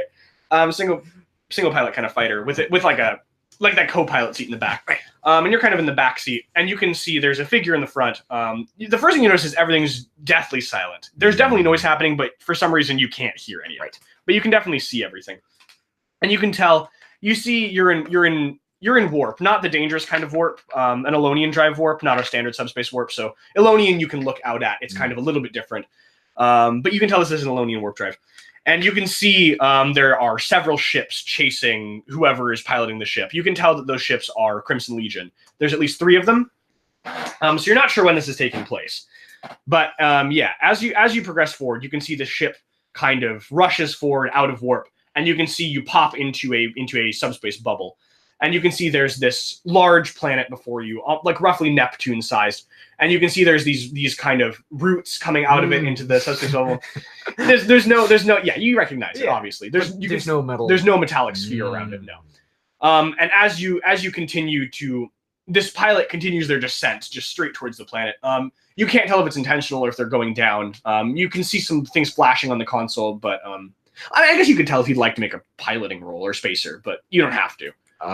Yeah, I would like to. Okay, make a spacer roll for me. I can do that. That's 6, 8, 9, 10, 11, so that's by 2. Okay, you can tell that it's a lock-on warning. The ship doesn't appear to be currently, like, careening to its doom, but things are locked onto it. The guy is taking evasive maneuvers. And as he kind of flies down, you can see he's kind of evading these routes that are all around. Would you like to just watch ahead, or would you like to see the ships behind you? What would you like to be looking at? It's up to you. It is up to me. I would be like, I want to look out in front. Okay, so you look out in front, and you just see he kind of he's evading all these things for a good amount of time, and you can see he's almost at the surface, probably, and he's slowed down significantly after re-entry. He's kind of he's been rushing to outpace these ships, and for whatever reason, he's now slowed down quite a bit more. He's at a more of a planetary velocity, not a space velocity, and it looks like just barely as he's coming down, he's kind of changed trajectory to more of a landing, kind of a straight across against the horizon, not straight down. Right. And just barely as he's slowing down, you see kind of clips one of the roots, and the ship is going down. Yeah, he hits a few buttons, and you can tell that the ship he ejects from the seat. And your vision just kind of follows him. It seems like you're not actually physically present. Right. You weren't sure before, but seeing as you're just you seem to be at a set distance away from this individual. He kind of parachutes to the ground in front of a large pit in the ground. And as this figure lands, you now definitely recognize this figure historically. You can tell this is Ichiro Sakamura.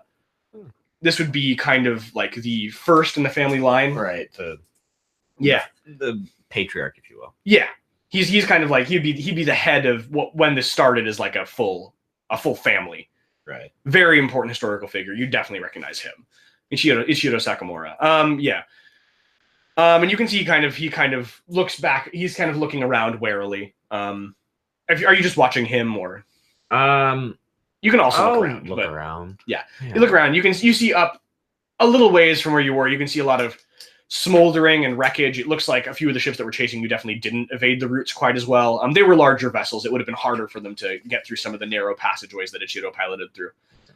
And as you look forward, as you look around, you just see a wreckage, and you see one of these ships come to kind of a landing nearby, and Ichiro looks warily at that, and he looks down at the large pit in front of him, and he just takes a leap for it, and he jumps down into this hole.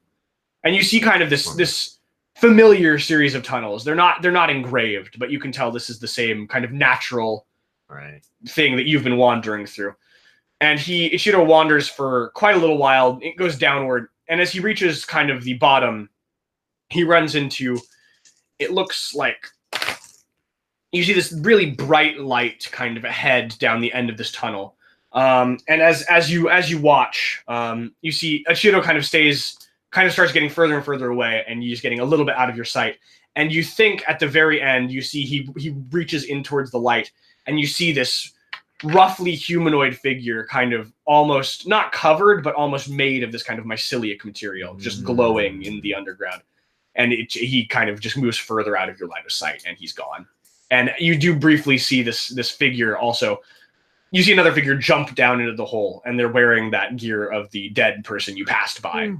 And then your vision kind of ends, and you come back to, and you're still just standing. You're still standing there, right there in the passage where you were in front of the statue. Interesting. Judging by my torch, how much time has passed? Roughly how much time you would expect. Okay. Like maybe 10 minutes. Okay. And you do notice on your... Which arm did you use? You lost your right arm? I lost my right arm. Yeah. On your left arm, you can see there is now another sigil. This one glowing in white, the same one that Jack had on his hand. That's a lot. That's 2 whole sigils. That's 2 sigils, baby. On my body. Well, one of them's no longer on my body. That's somewhere. It's in space.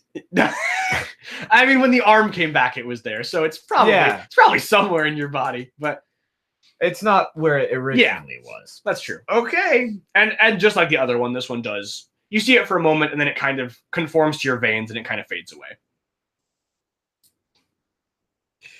Well. And you can see there is now another mushroom there on the pedestal. Interesting. So I tripped on shrooms, got a sigil, and then it regrew. If that's how you want to phrase it. Yep. All right, sure. Yep. Yeah. Interesting. Can I still read the insignia or the inscription? Yeah, certainly. It still says this time it doesn't change before your eyes. It's already in common when you look at it. You're not sure if it just because it didn't change back or what. Right. Interesting. Yeah. Well, I'm not gonna eat another one. Yeah, no, I didn't expect you to, but I thought about it. I mean, I wouldn't stop you, but then I chose not to. Mm-hmm. Yeah, so this is the end of the hallway. There's either back where you came from, or there's the other statue also has that small crystal, but what you do is up to you. I would like to inspect the third one, the okay. not die. Yeah. I want to see if has any writing anywhere. Whether or not I can read it, I just want to know if it's yes, there is writing on it. As you look closer, you can see there's writing kind of on both of its... I assume you look at it fairly thoroughly? Yeah. Okay, so you can see it has both of its fists outstretched, hands facing down, prone. And you can see as you look kind of like down, it has writing on the bottom of each of its wrists, on the inside of its wrists. It's a phrase, it's in common, but it's not a phrase you recognize. Like it's not a...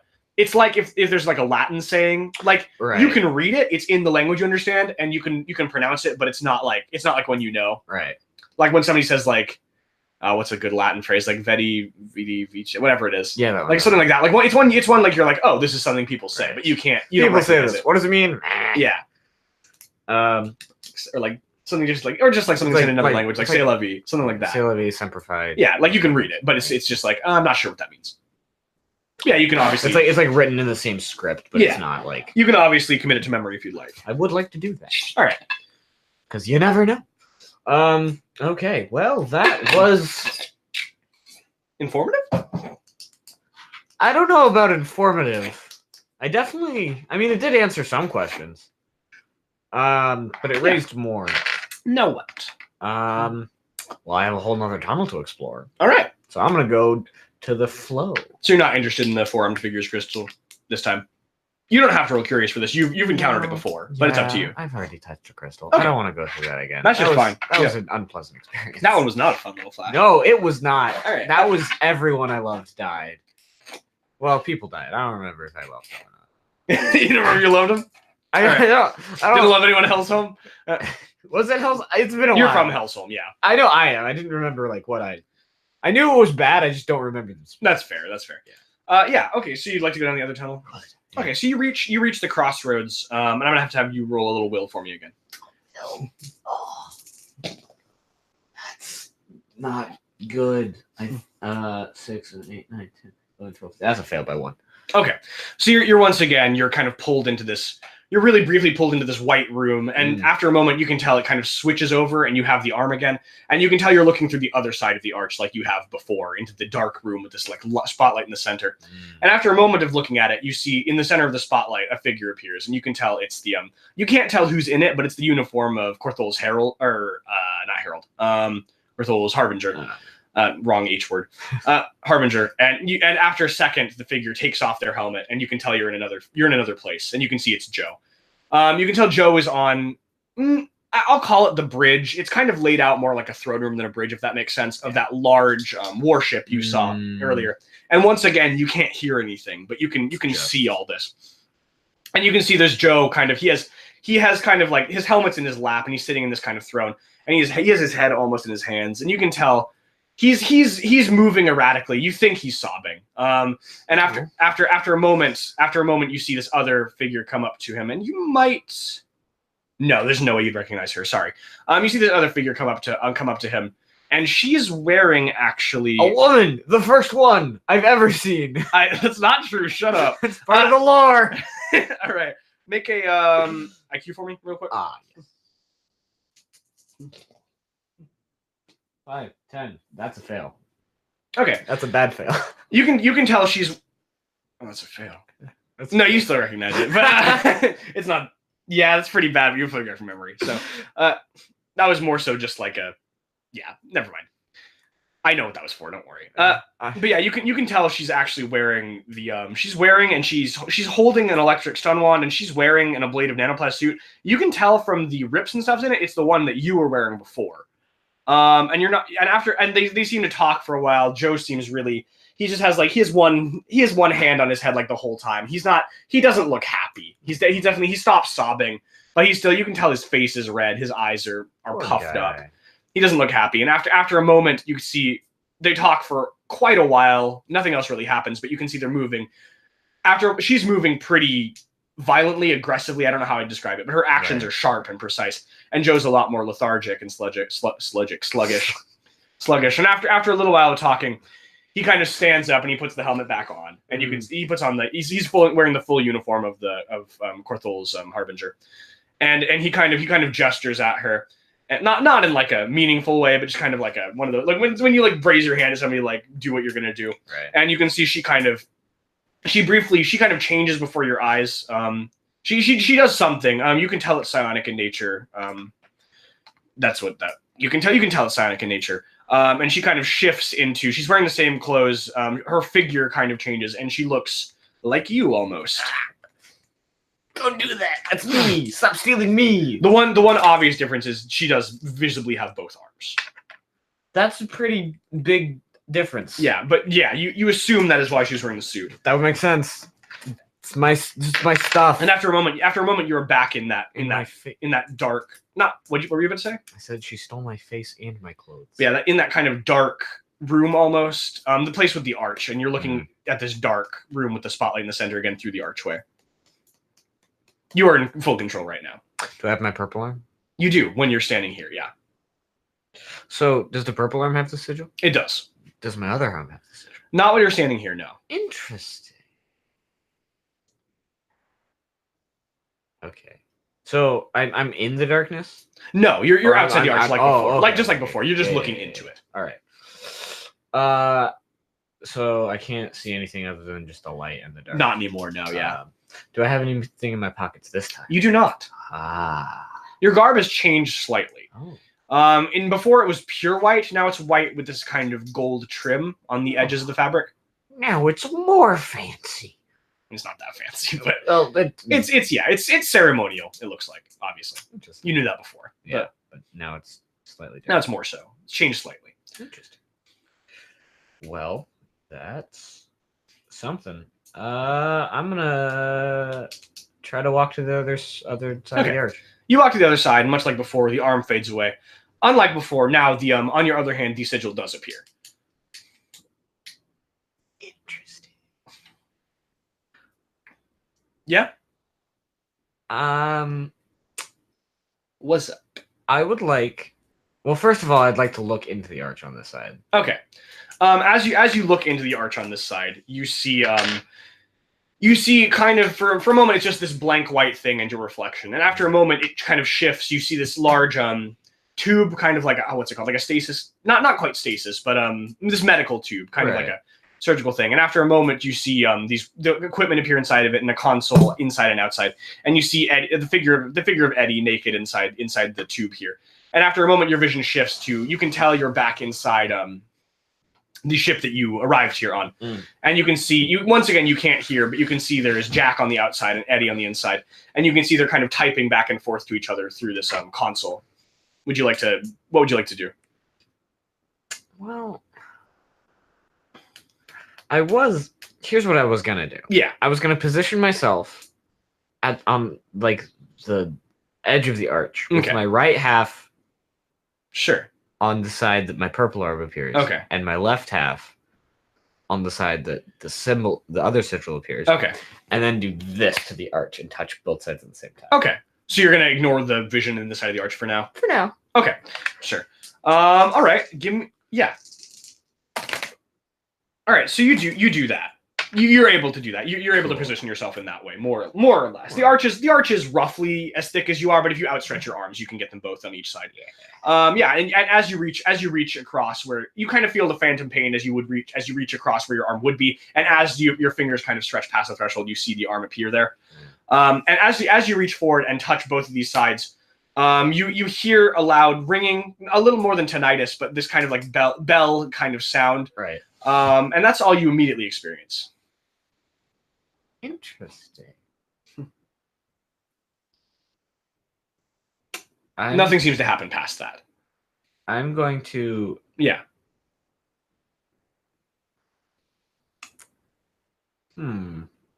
Yeah? You know when you're trying to push opposing magnets together? Yeah, sure. I'm going to do that with my hands. Okay. So you kind of, when you push on each thing, and unlike before where there was like a solid surface, or like you later saw people stopping you, your hands do easily sink into both sides, up to a point where you're not able to reach around it anymore. Right. You don't feel anything. Interesting. Your hands definitely would have reached each other, and they have not. Interesting. Okay. Well, then I'm going to pull my hands back. Okay. And then go back to the light, happy side. Okay. You go back to the light side, and now the vision has disappeared there. You did miss it, but you do see, once again, like before, it's like it was when you came a few times ago. There's a kind of crack, and there's pieces of this kind of fluid in a solid form, but still moving like a fluid on the ground. And you see there's still this crack epicentered on the face of this figure, and you feel like you recognize the garb now. You recognize that cloak from the figure who's been following you around, but that's all you can make out with any certainty. Sad that I missed the vision, but I'm glad I enjoyed my science. And you do start to get a headache. Will you roll will for me? I will roll will for you.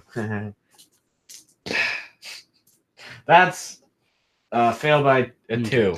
So yeah, you try to hold on, but the headache gets a little too strong, and you briefly squint your eyes. You almost close them for just a second in pain, and when you reopen them, you're back in the tunnels. Well, interesting.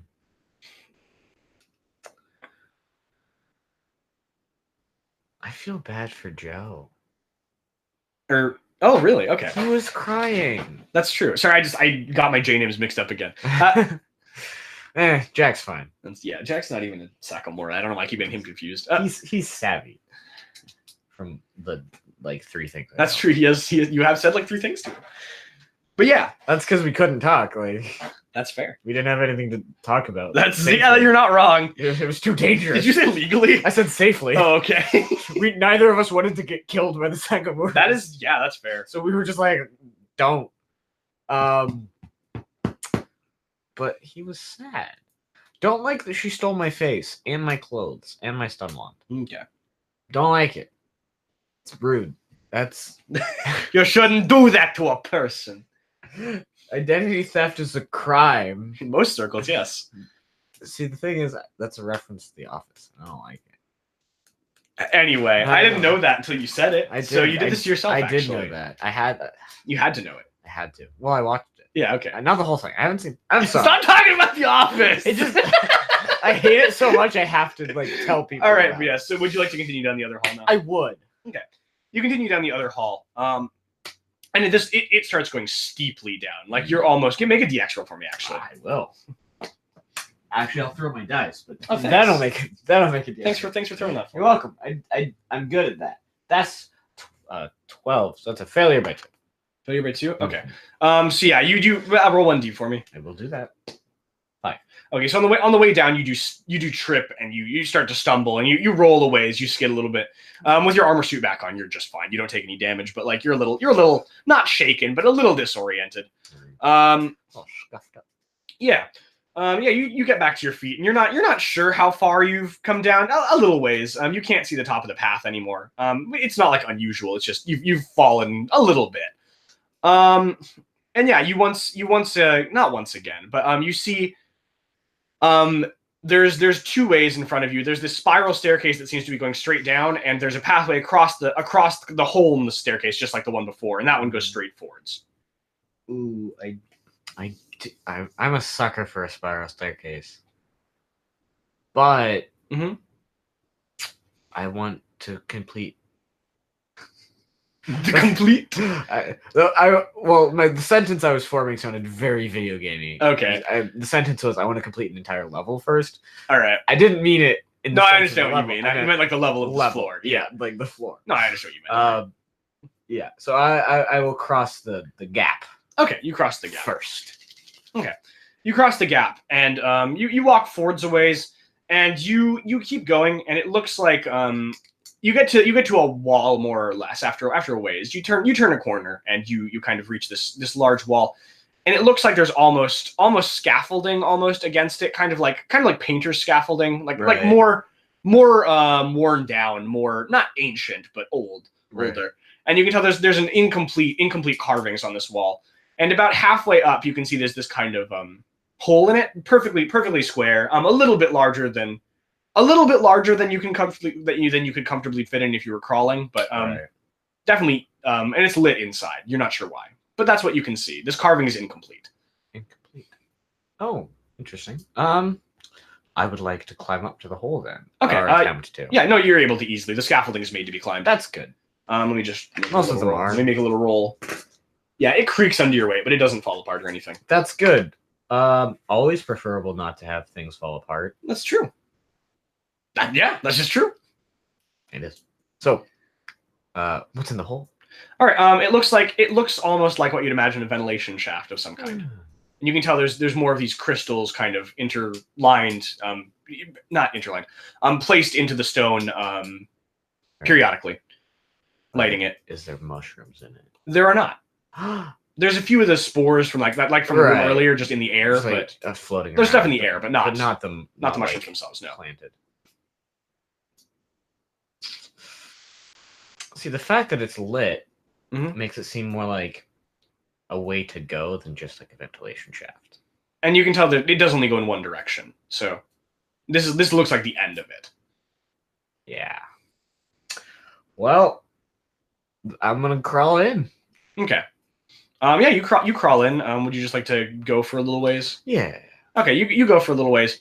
And it's actually, it gets a little bit bigger the further you go. Like you could turn around if you needed to. You couldn't stand up, but like you could manage to get yourself facing the other way if you needed to, or you could just back up. But yeah, I'm saying you're not gonna get trapped. Sorry. That's good. As you go a little bit, it slants down a little bit. You probably go for like a few minutes, and you reach kind of not quite a vent, but like you can see there's slits in this thing, and there's some kind of translucent material blocking it. All right. It looks similar to the material that was in that pond earlier, like the clear stuff. It's solid, but you can see through it.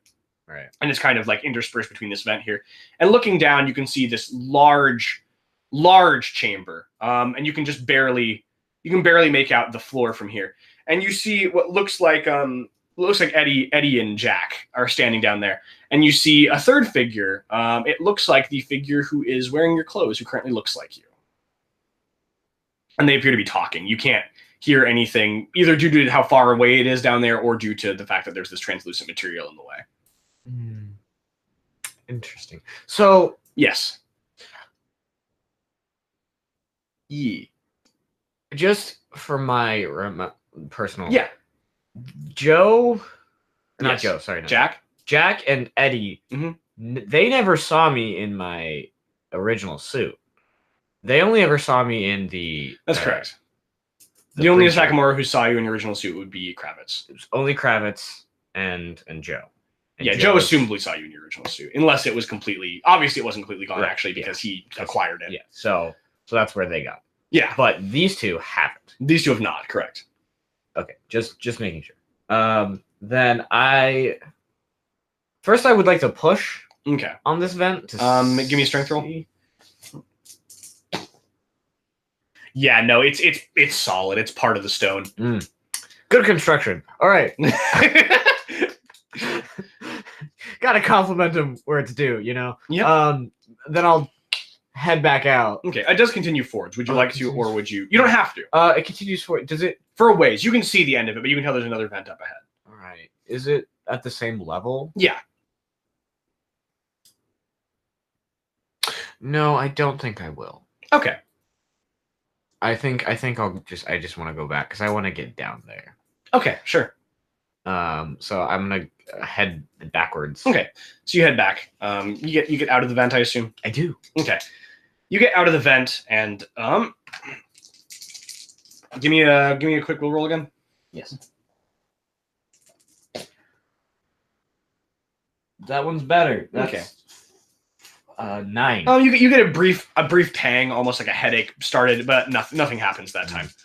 Yeah, you managed to crawl your way out of the vent. And as you step down, actually right where you place your foot, you step down and you step on something that kind of shifts underneath you. Not like a board breaking, but kind of like you stepped on something. Right. Would you like to look or? Yeah. Okay. You take a look and it looks almost like it's recognizable as ammunition, but it's a very strange shape. It's a single shot. It's almost biological. It looks like. Does it look like the gun I have? It does look like it would fit in the gun you have. Can I take the gun out? Yeah, certainly. Can I figure out where the ammo would be? You can make an IQ roll. I don't think you have a gun skill. I don't. Yeah, you can make a quick. Are you just doing this? Are you just looking quick, or are you taking the time to look at this? I'm just looking quick. Okay. I just like if I can just automatically see it. That's not bad. That's not bad. That's 11. Yeah. Okay, that's a success by 1. Yeah. That's not bad. Yeah, actually, you can tell as you pull it out, you just kind of like turn it around in your hands. You can see it has kind of like how a bolt action rifle would have like kind of that slot you pull and you open. Right, and then that's not usually how you would load it in, but in this gun it looks like it is. Interesting. Okay, well, I'll take the bullet with me then. Okay, would you like to load it in or just have it on you? I'll just have it on me. Okay. You just pocket both these. Okay. Yeah, that's fine. So you'd like to head back to the spiral staircase? I would love to head back to the spiral staircase. Okay. Yeah, you head back to the spiral staircase. You just make your way down? Yes. Okay. With haste. All right. Not running, but like. Yeah, no, I understand. Yeah. Oh, okay. So sorry, that was an odd pause. Yeah, you make your way down. And you walk forward and you see there's this large stone doorway, and there's a door here. Does the door look openable? It looks openable. It's closed, but it's very slightly ajar. Like you can see a crack of light through it, if that makes sense. Can I hear anything through it? You can hear voices, but you can't make out words. So yes, but Is it the voices of the people I saw? It sounds like it. Presumably. It sounds like it. You recognize all three of the voices. One of them is yours, but you can't make out what they're saying. Well, that's fun. All right, I'll go through the door. Okay. I'll move less quickly, at this point. Okay. Give me a strength roll to get the door. Yes. Would you like to try to open it quietly, or are you just getting it open? I just want it open. Okay. I'm not being stealthy. I'm just no longer being fast. Okay, gotcha. That's a 10. You made it. Okay, so it's really you're having to put your full lose 2 FP for me. I can do that. It's strenuous. This is difficult. But like you do get it open. Like you're having to put your full weight against it, brace, and just kind of push your shoulder against it. And there's a loud, heavy stone, just kind of like as the stone scrapes against the stone on the floor. You're not sure if it was built like this or if the door has kind of sunk off its Right. quote unquote hinges as it's aged. But yeah, you kind of scrape open and you can see these three figures looking at you from the thing here. You are dressed the same now, I would like to say. Would you like to say anything? They're just kind of looking. They haven't fully taken in the situation yet. I would like to say, you know, this door could really use some grease or something. It's quite off. Okay, let's see. So, okay. Usually Jack briefly looks back and forth between both of you quickly and he just goes, "Ah, crap." Okay. And you can see now that you're closer, actually, it was harder to tell from up there. You can see that he's actually, he appears to be kind of bracing Eddie. Eddie's kind of, not limping, but kind of, Eddie has one arm around his shoulder and he's leaned against him. It looks like he's, not in like a, oh, cool, we're pals way, in a kind of like, I'm injured way. Right. Yeah. Not buddy cop movie. Not buddy cop, like I'm bracing on you because I might fall over. Right. And you can see the other figure quickly, what's the word I'm looking for? The other figure quickly brings a hand to their, not a hand, kind of like their wrist, kind of. You can tell they have a communicator. Really quickly brings their wrist to their thing, and let's see if you can hear that from here. You're still a ways away. You're like a good 30 feet, 30, 40 feet. So not like, you're close, but not close. Yeah. They're using a communicator without breaking it. That's how you know it's not me. That's true. That was the first giveaway. Not both arms. Super obvious. It wasn't both arms. No, it's the communicator. Yeah. That's the one. They did roll very, very poorly on their IQ to not. That was, yeah.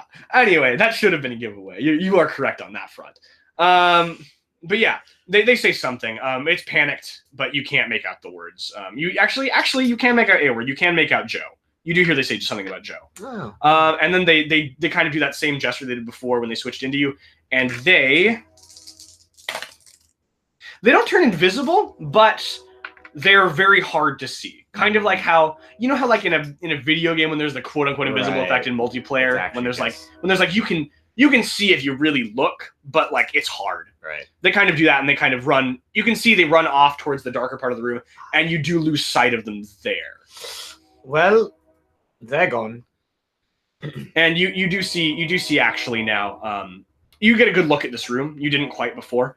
You get a good look at this room. You can see there are three. This room has a very high ceiling, like I said, like somewhere between 60 and 100 feet up. Wow. And you can see on each side of the room, once again, there's this door you came in, and there's the three sides of the room. There's the far side against from you are, the right side, and the left side. On the right side, there is this large. There's three stone statues. Once again, there's the large four-armed figure, and they're in much the same poses as they were last time, almost. Right. A little bit different. They each have one of their arms outstretched, and the third figure has a fist around their outstretched arm. But the other figures each have a hand down to the ground almost, and they're laying the flat of the back of their hand against the ground, and their palm is face up, almost like a platform. And you can see there is just past on the base of each statue there is a doorway. One other thing you see is that the third statue, not the four-armed or the woman, has a it's almost not eroded, but it's not. The other two look almost kept, almost like maintained, right. Like they're in good condition. They're not polished, but they're not falling apart. They're not covered in anything. Whereas the third figure looks almost, it's disheveled. It has pieces cracking off of it. It's covered in not fungus, but just it's covered in moss and vines. Like if you didn't see its two hands outstretched from the vines and have seen it before, you might not have spotted it. And yeah, just about at that time, you see. So Jack and Eddie. I keep saying the wrong J name because I gave them both short names that started with a J. You feel me? I understand.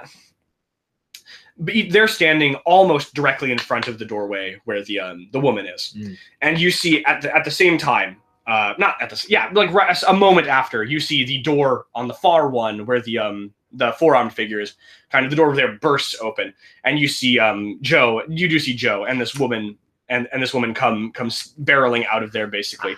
Well, and Joe is in. Well, you assume it's Joe. You saw him put on the helmet. Right. It's a individual in the full Harbinger uniform. it's more than likely it's Joe. It's their height, and you saw him put it on. But and you see this figure kind of reach this figure. This figure has Yugi. He fell again. Yugi. All right. This figure is not Yugi. Let me rephrase. This figure is Yugi. Yugi's here. He's gonna send you to the Shadow Realm. He's gonna summon Exodia. Oh no. That's the only card I know. Wait, no. Dark Magician. There you go. I know 2 cards. I was like, you better know Dark Magician. Dark Magician. Yeah. No. No. Yeah. But yeah, you see, and you see he has a hand outstretched, and he has that white gun he had before, and he's kind of pointing at them.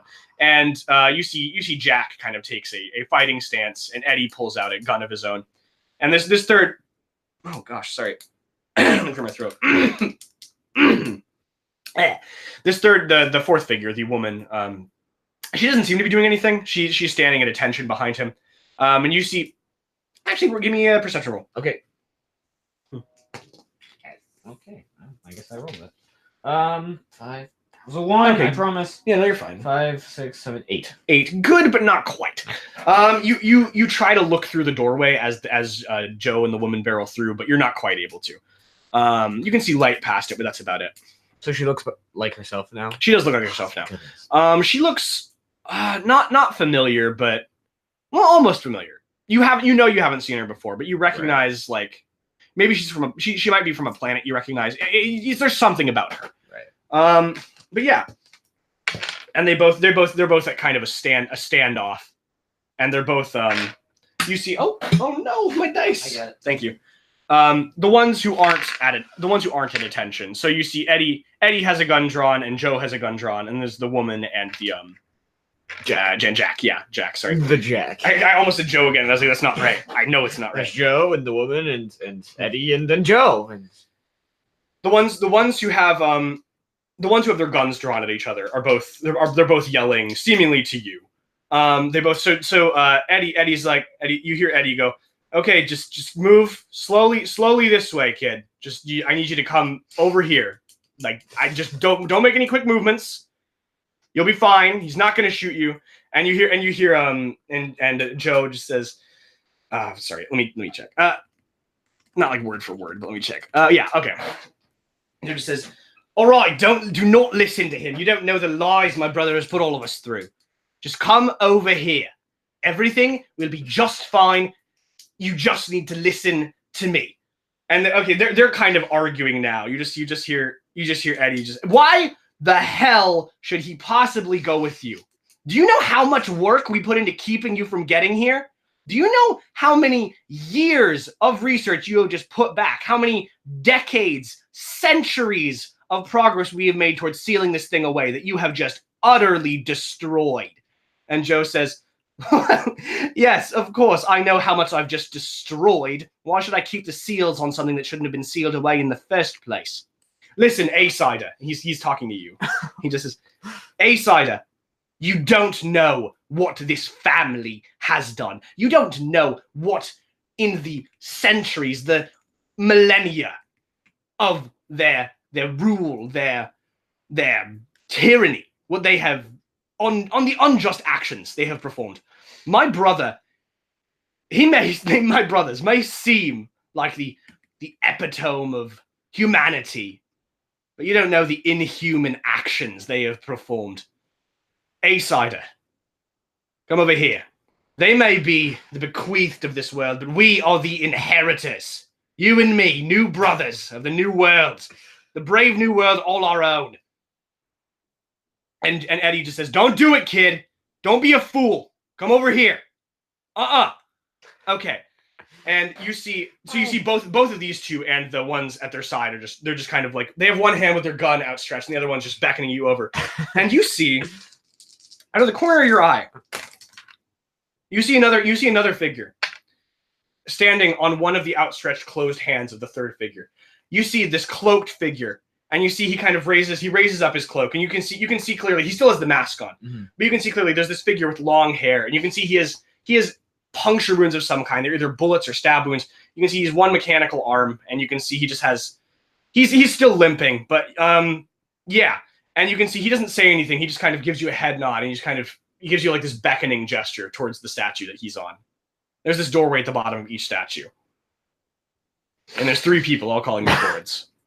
I'm gonna look at each of them in turn. Yeah.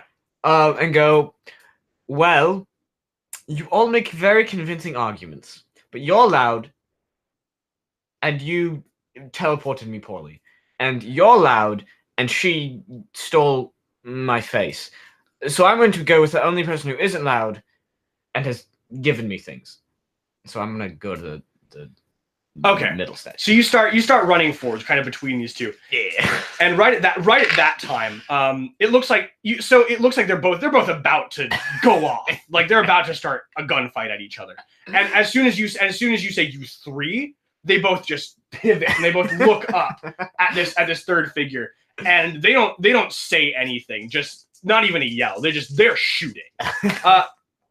Gosh, and you just see this hail of gunfire starts coming up towards that thing. I hope he doesn't. And the figure just drops, and you see not like he got shot, like he drops out of the way of gunfire, and he's flat against the top of this fist, and he's out of your line of sight now. Okay. Are you just making like a dash for the doorway? Dashing for him. Okay, you're making a dash for the doorway, and right about that time, you hear two sets of like footsteps coming up, like right behind you.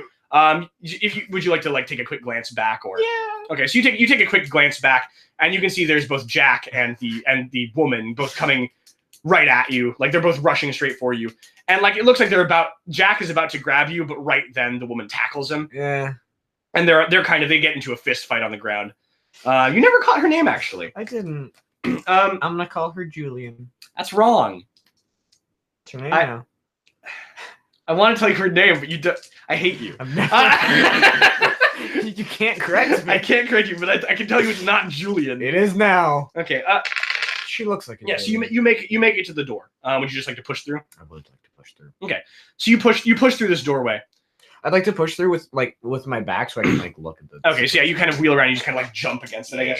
Yeah. You push through and you jump through, and these doors open, and they kind of almost like a saloon door. They kind of open and then they kind of close behind you, and they kind of shake for a second. Like that's how they're laid out. You know what I mean? Yeah. They're like balanced. Yeah. And you see you see in front of you, it almost looks like they've kind of after you go through and they've kind of swung back into place, you hear this not click, but this kind of like the rumble of stone. They kind of like set down a little bit. It looks like maybe they've locked into place, maybe they've set again. But you're in a smaller room, and you see the same statue that was before you, but it has both its hands outstretched again. But this time it doesn't have the closed fists. This time it has its hands upturned, and there's two objects in each of its hands. Oh.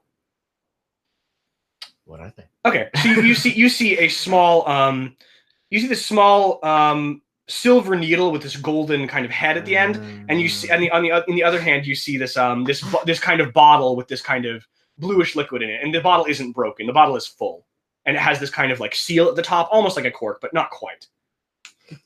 We've seen. No, she changed back after they called her out. Yeah. Julian changed. Okay. But yeah, you see these two objects. Oh, wow. And I'm alone in this room. Yeah. After a moment, you can still hear the gunfire in the other room, but you do hear like pounding on the door, and like they're not. You hear what sounds like people striking against it, and nothing's happening. Well, I will reach forward and take the two objects. Okay, you reach forward and take the two objects. What would you like to do? That's a good question. I would like to uncork the bottle. Okay. Yeah. And I'd like to smell it. Okay, you smell it. It smells kind of like blue raspberry. Not like in character, like that's a flavor. Right. Just kind of like that's the closest approximation. Yeah, for you as the player, not as the character. Interesting. I'm gonna look at the statue. Yeah. Is there any writing on it? On this one? Yeah. No, but this one does have a face. It does have a face. Do I recognize the face? No, you do not. But you can commit it to memory. I would like to. Has a face. Interesting. But yeah, what would you like to? You've uncorked the bottle, and you're holding both this pin and this or needle and this bottle of things. See, my two instincts are either drink the liquid. Yeah. Or put the liquid on the needle. Okay. And I don't know which one would be better. It's up to you. It is. Actually, I'm going to... You know when you're like tasting a sauce? And you like, dip your finger in? I'm going to do that. With your finger or with the needle? With my... I'll do it with a needle. Okay. So you kind of dip the tip of the needle into this thing, and as the needle touches the liquid, it kind of changes from the metal part changes from this silver to more of this kind of goldish kind of. It's giving out that same blue ambient glow as the crystals, but it's changed to kind of a gold kind of brass color. Oh. But I'm not gonna follow through with my taste. Okay. I'm curious though. Yeah. Real curious not to do that still. Okay. Sorry, you said you were gonna do it. Yeah. You have succeeded. You don't have to. I'm not going to. Okay. I would like to then cover the rest of the needle with. Yeah, the rest of it does the same thing. Yeah, I don't know what that means, but that's interesting. Okay. All right. Is there anything else in this room? There does not appear to be. There doesn't appear to be any other exit either. Is this side of the door blank? Yeah, this side is. Was there something on the other side? There was another. You could tell there was more engravings, but as I said, this statue was really dilapidated, covered in moss and vines. So you could tell there was something under it. You could only catch a few fragments. Right. There was a few sigils you might have recognized. Not you might have recognized. You can remember for later, but you didn't know what they were immediately. Stop. But yeah. So the needle is now glowing this kind of. It's turned to this brass color and it's giving off a blue ambient glow. You good? Yeah, I was just confused as to what they were talking about. Yeah, I am too, but that's fine. I thought anyways, part of me wants to stab myself with it. Because that's just where Ian's mind goes. Well, you said it, real curious. Oh no! Sorry. If I fail this thing is plunging into my heart. Your heart? My heart. Okay. That was not like that was my immediate thought was sharp thing into the heart. That's the same roll. That's one. Wait, hold on. That's 5. No, that's a failure. That's a failure. Okay. Yep. Yep. All right. So you've stabbed yourself with it. You feel this thing kind of plunge in. It's hot almost like not hot like temperature, but hot kind of like something spicy or like if you ever put Tiger Balm on, how it does that kind of tingling feeling. Right. And after a moment, you don't die is my first thing I'm going to tell you. That's good. This doesn't seem to cause you actual injury once you plunge it in. It feels more like if you look down, you're not bleeding and there's no. Do you pull it back out after, or do you leave it in? I haven't pulled it out yet. Okay, so after a moment, you kind of see almost like you had the purple arm before, but you see this other arm kind of not reforms, but kind of this ethereal. For a moment, not it doesn't last, but for a moment, this ethereal kind of the same color as that blue kind of liquid kind of shows up for a second, and you see both the sigils on each of your hands, the one with the open eye and the closed eye and the open hand, and you see on the sigil both the hands close around the eyes, and on each of your hand is this closed fist sigil, and then the other arm disappears, and both the sigils disappear from your hands. I think I just made a choice. Well, I mean, obviously, I made a choice. Yeah, I mean, do you keep the thing in or do you take it out? I'll pull it out. Okay, you pull it out, and you can see it's almost like it wasn't quite substantial once you did that. Almost like there's no wound. Right. So it feels like it went through, like almost like it was a test of faith or something like that. It was. I can say that it's over. It was. And after a moment, you hear a footstep behind you, like a single footfall. Oh. Well, guess I'll turn around. Okay. You see the cloaked figure, and he's wearing the mask, and the figure reaches up with his mechanical arm, and he takes off the mask. You know what you're going to see? Is it me? It's you. I knew it. As soon as my suit showed up, I was like, it's me. It's an older you. And he says, well, looks like I did it. And you can tell he's straining to talk. Like he's still wounded against. He's like, everything's falling into place. No paradoxes. Well, welcome to our future, kid. It's gonna be rough. And he reaches forward and he puts a hand on your shoulder. Make a will roll for me. Okay. And he's much older than you. That's 6, 7, 8, 9, 10. Okay, so that's a success by 2. Yeah. Not quite enough. So you see, not actually, you don't see anything, but just briefly, like a snap.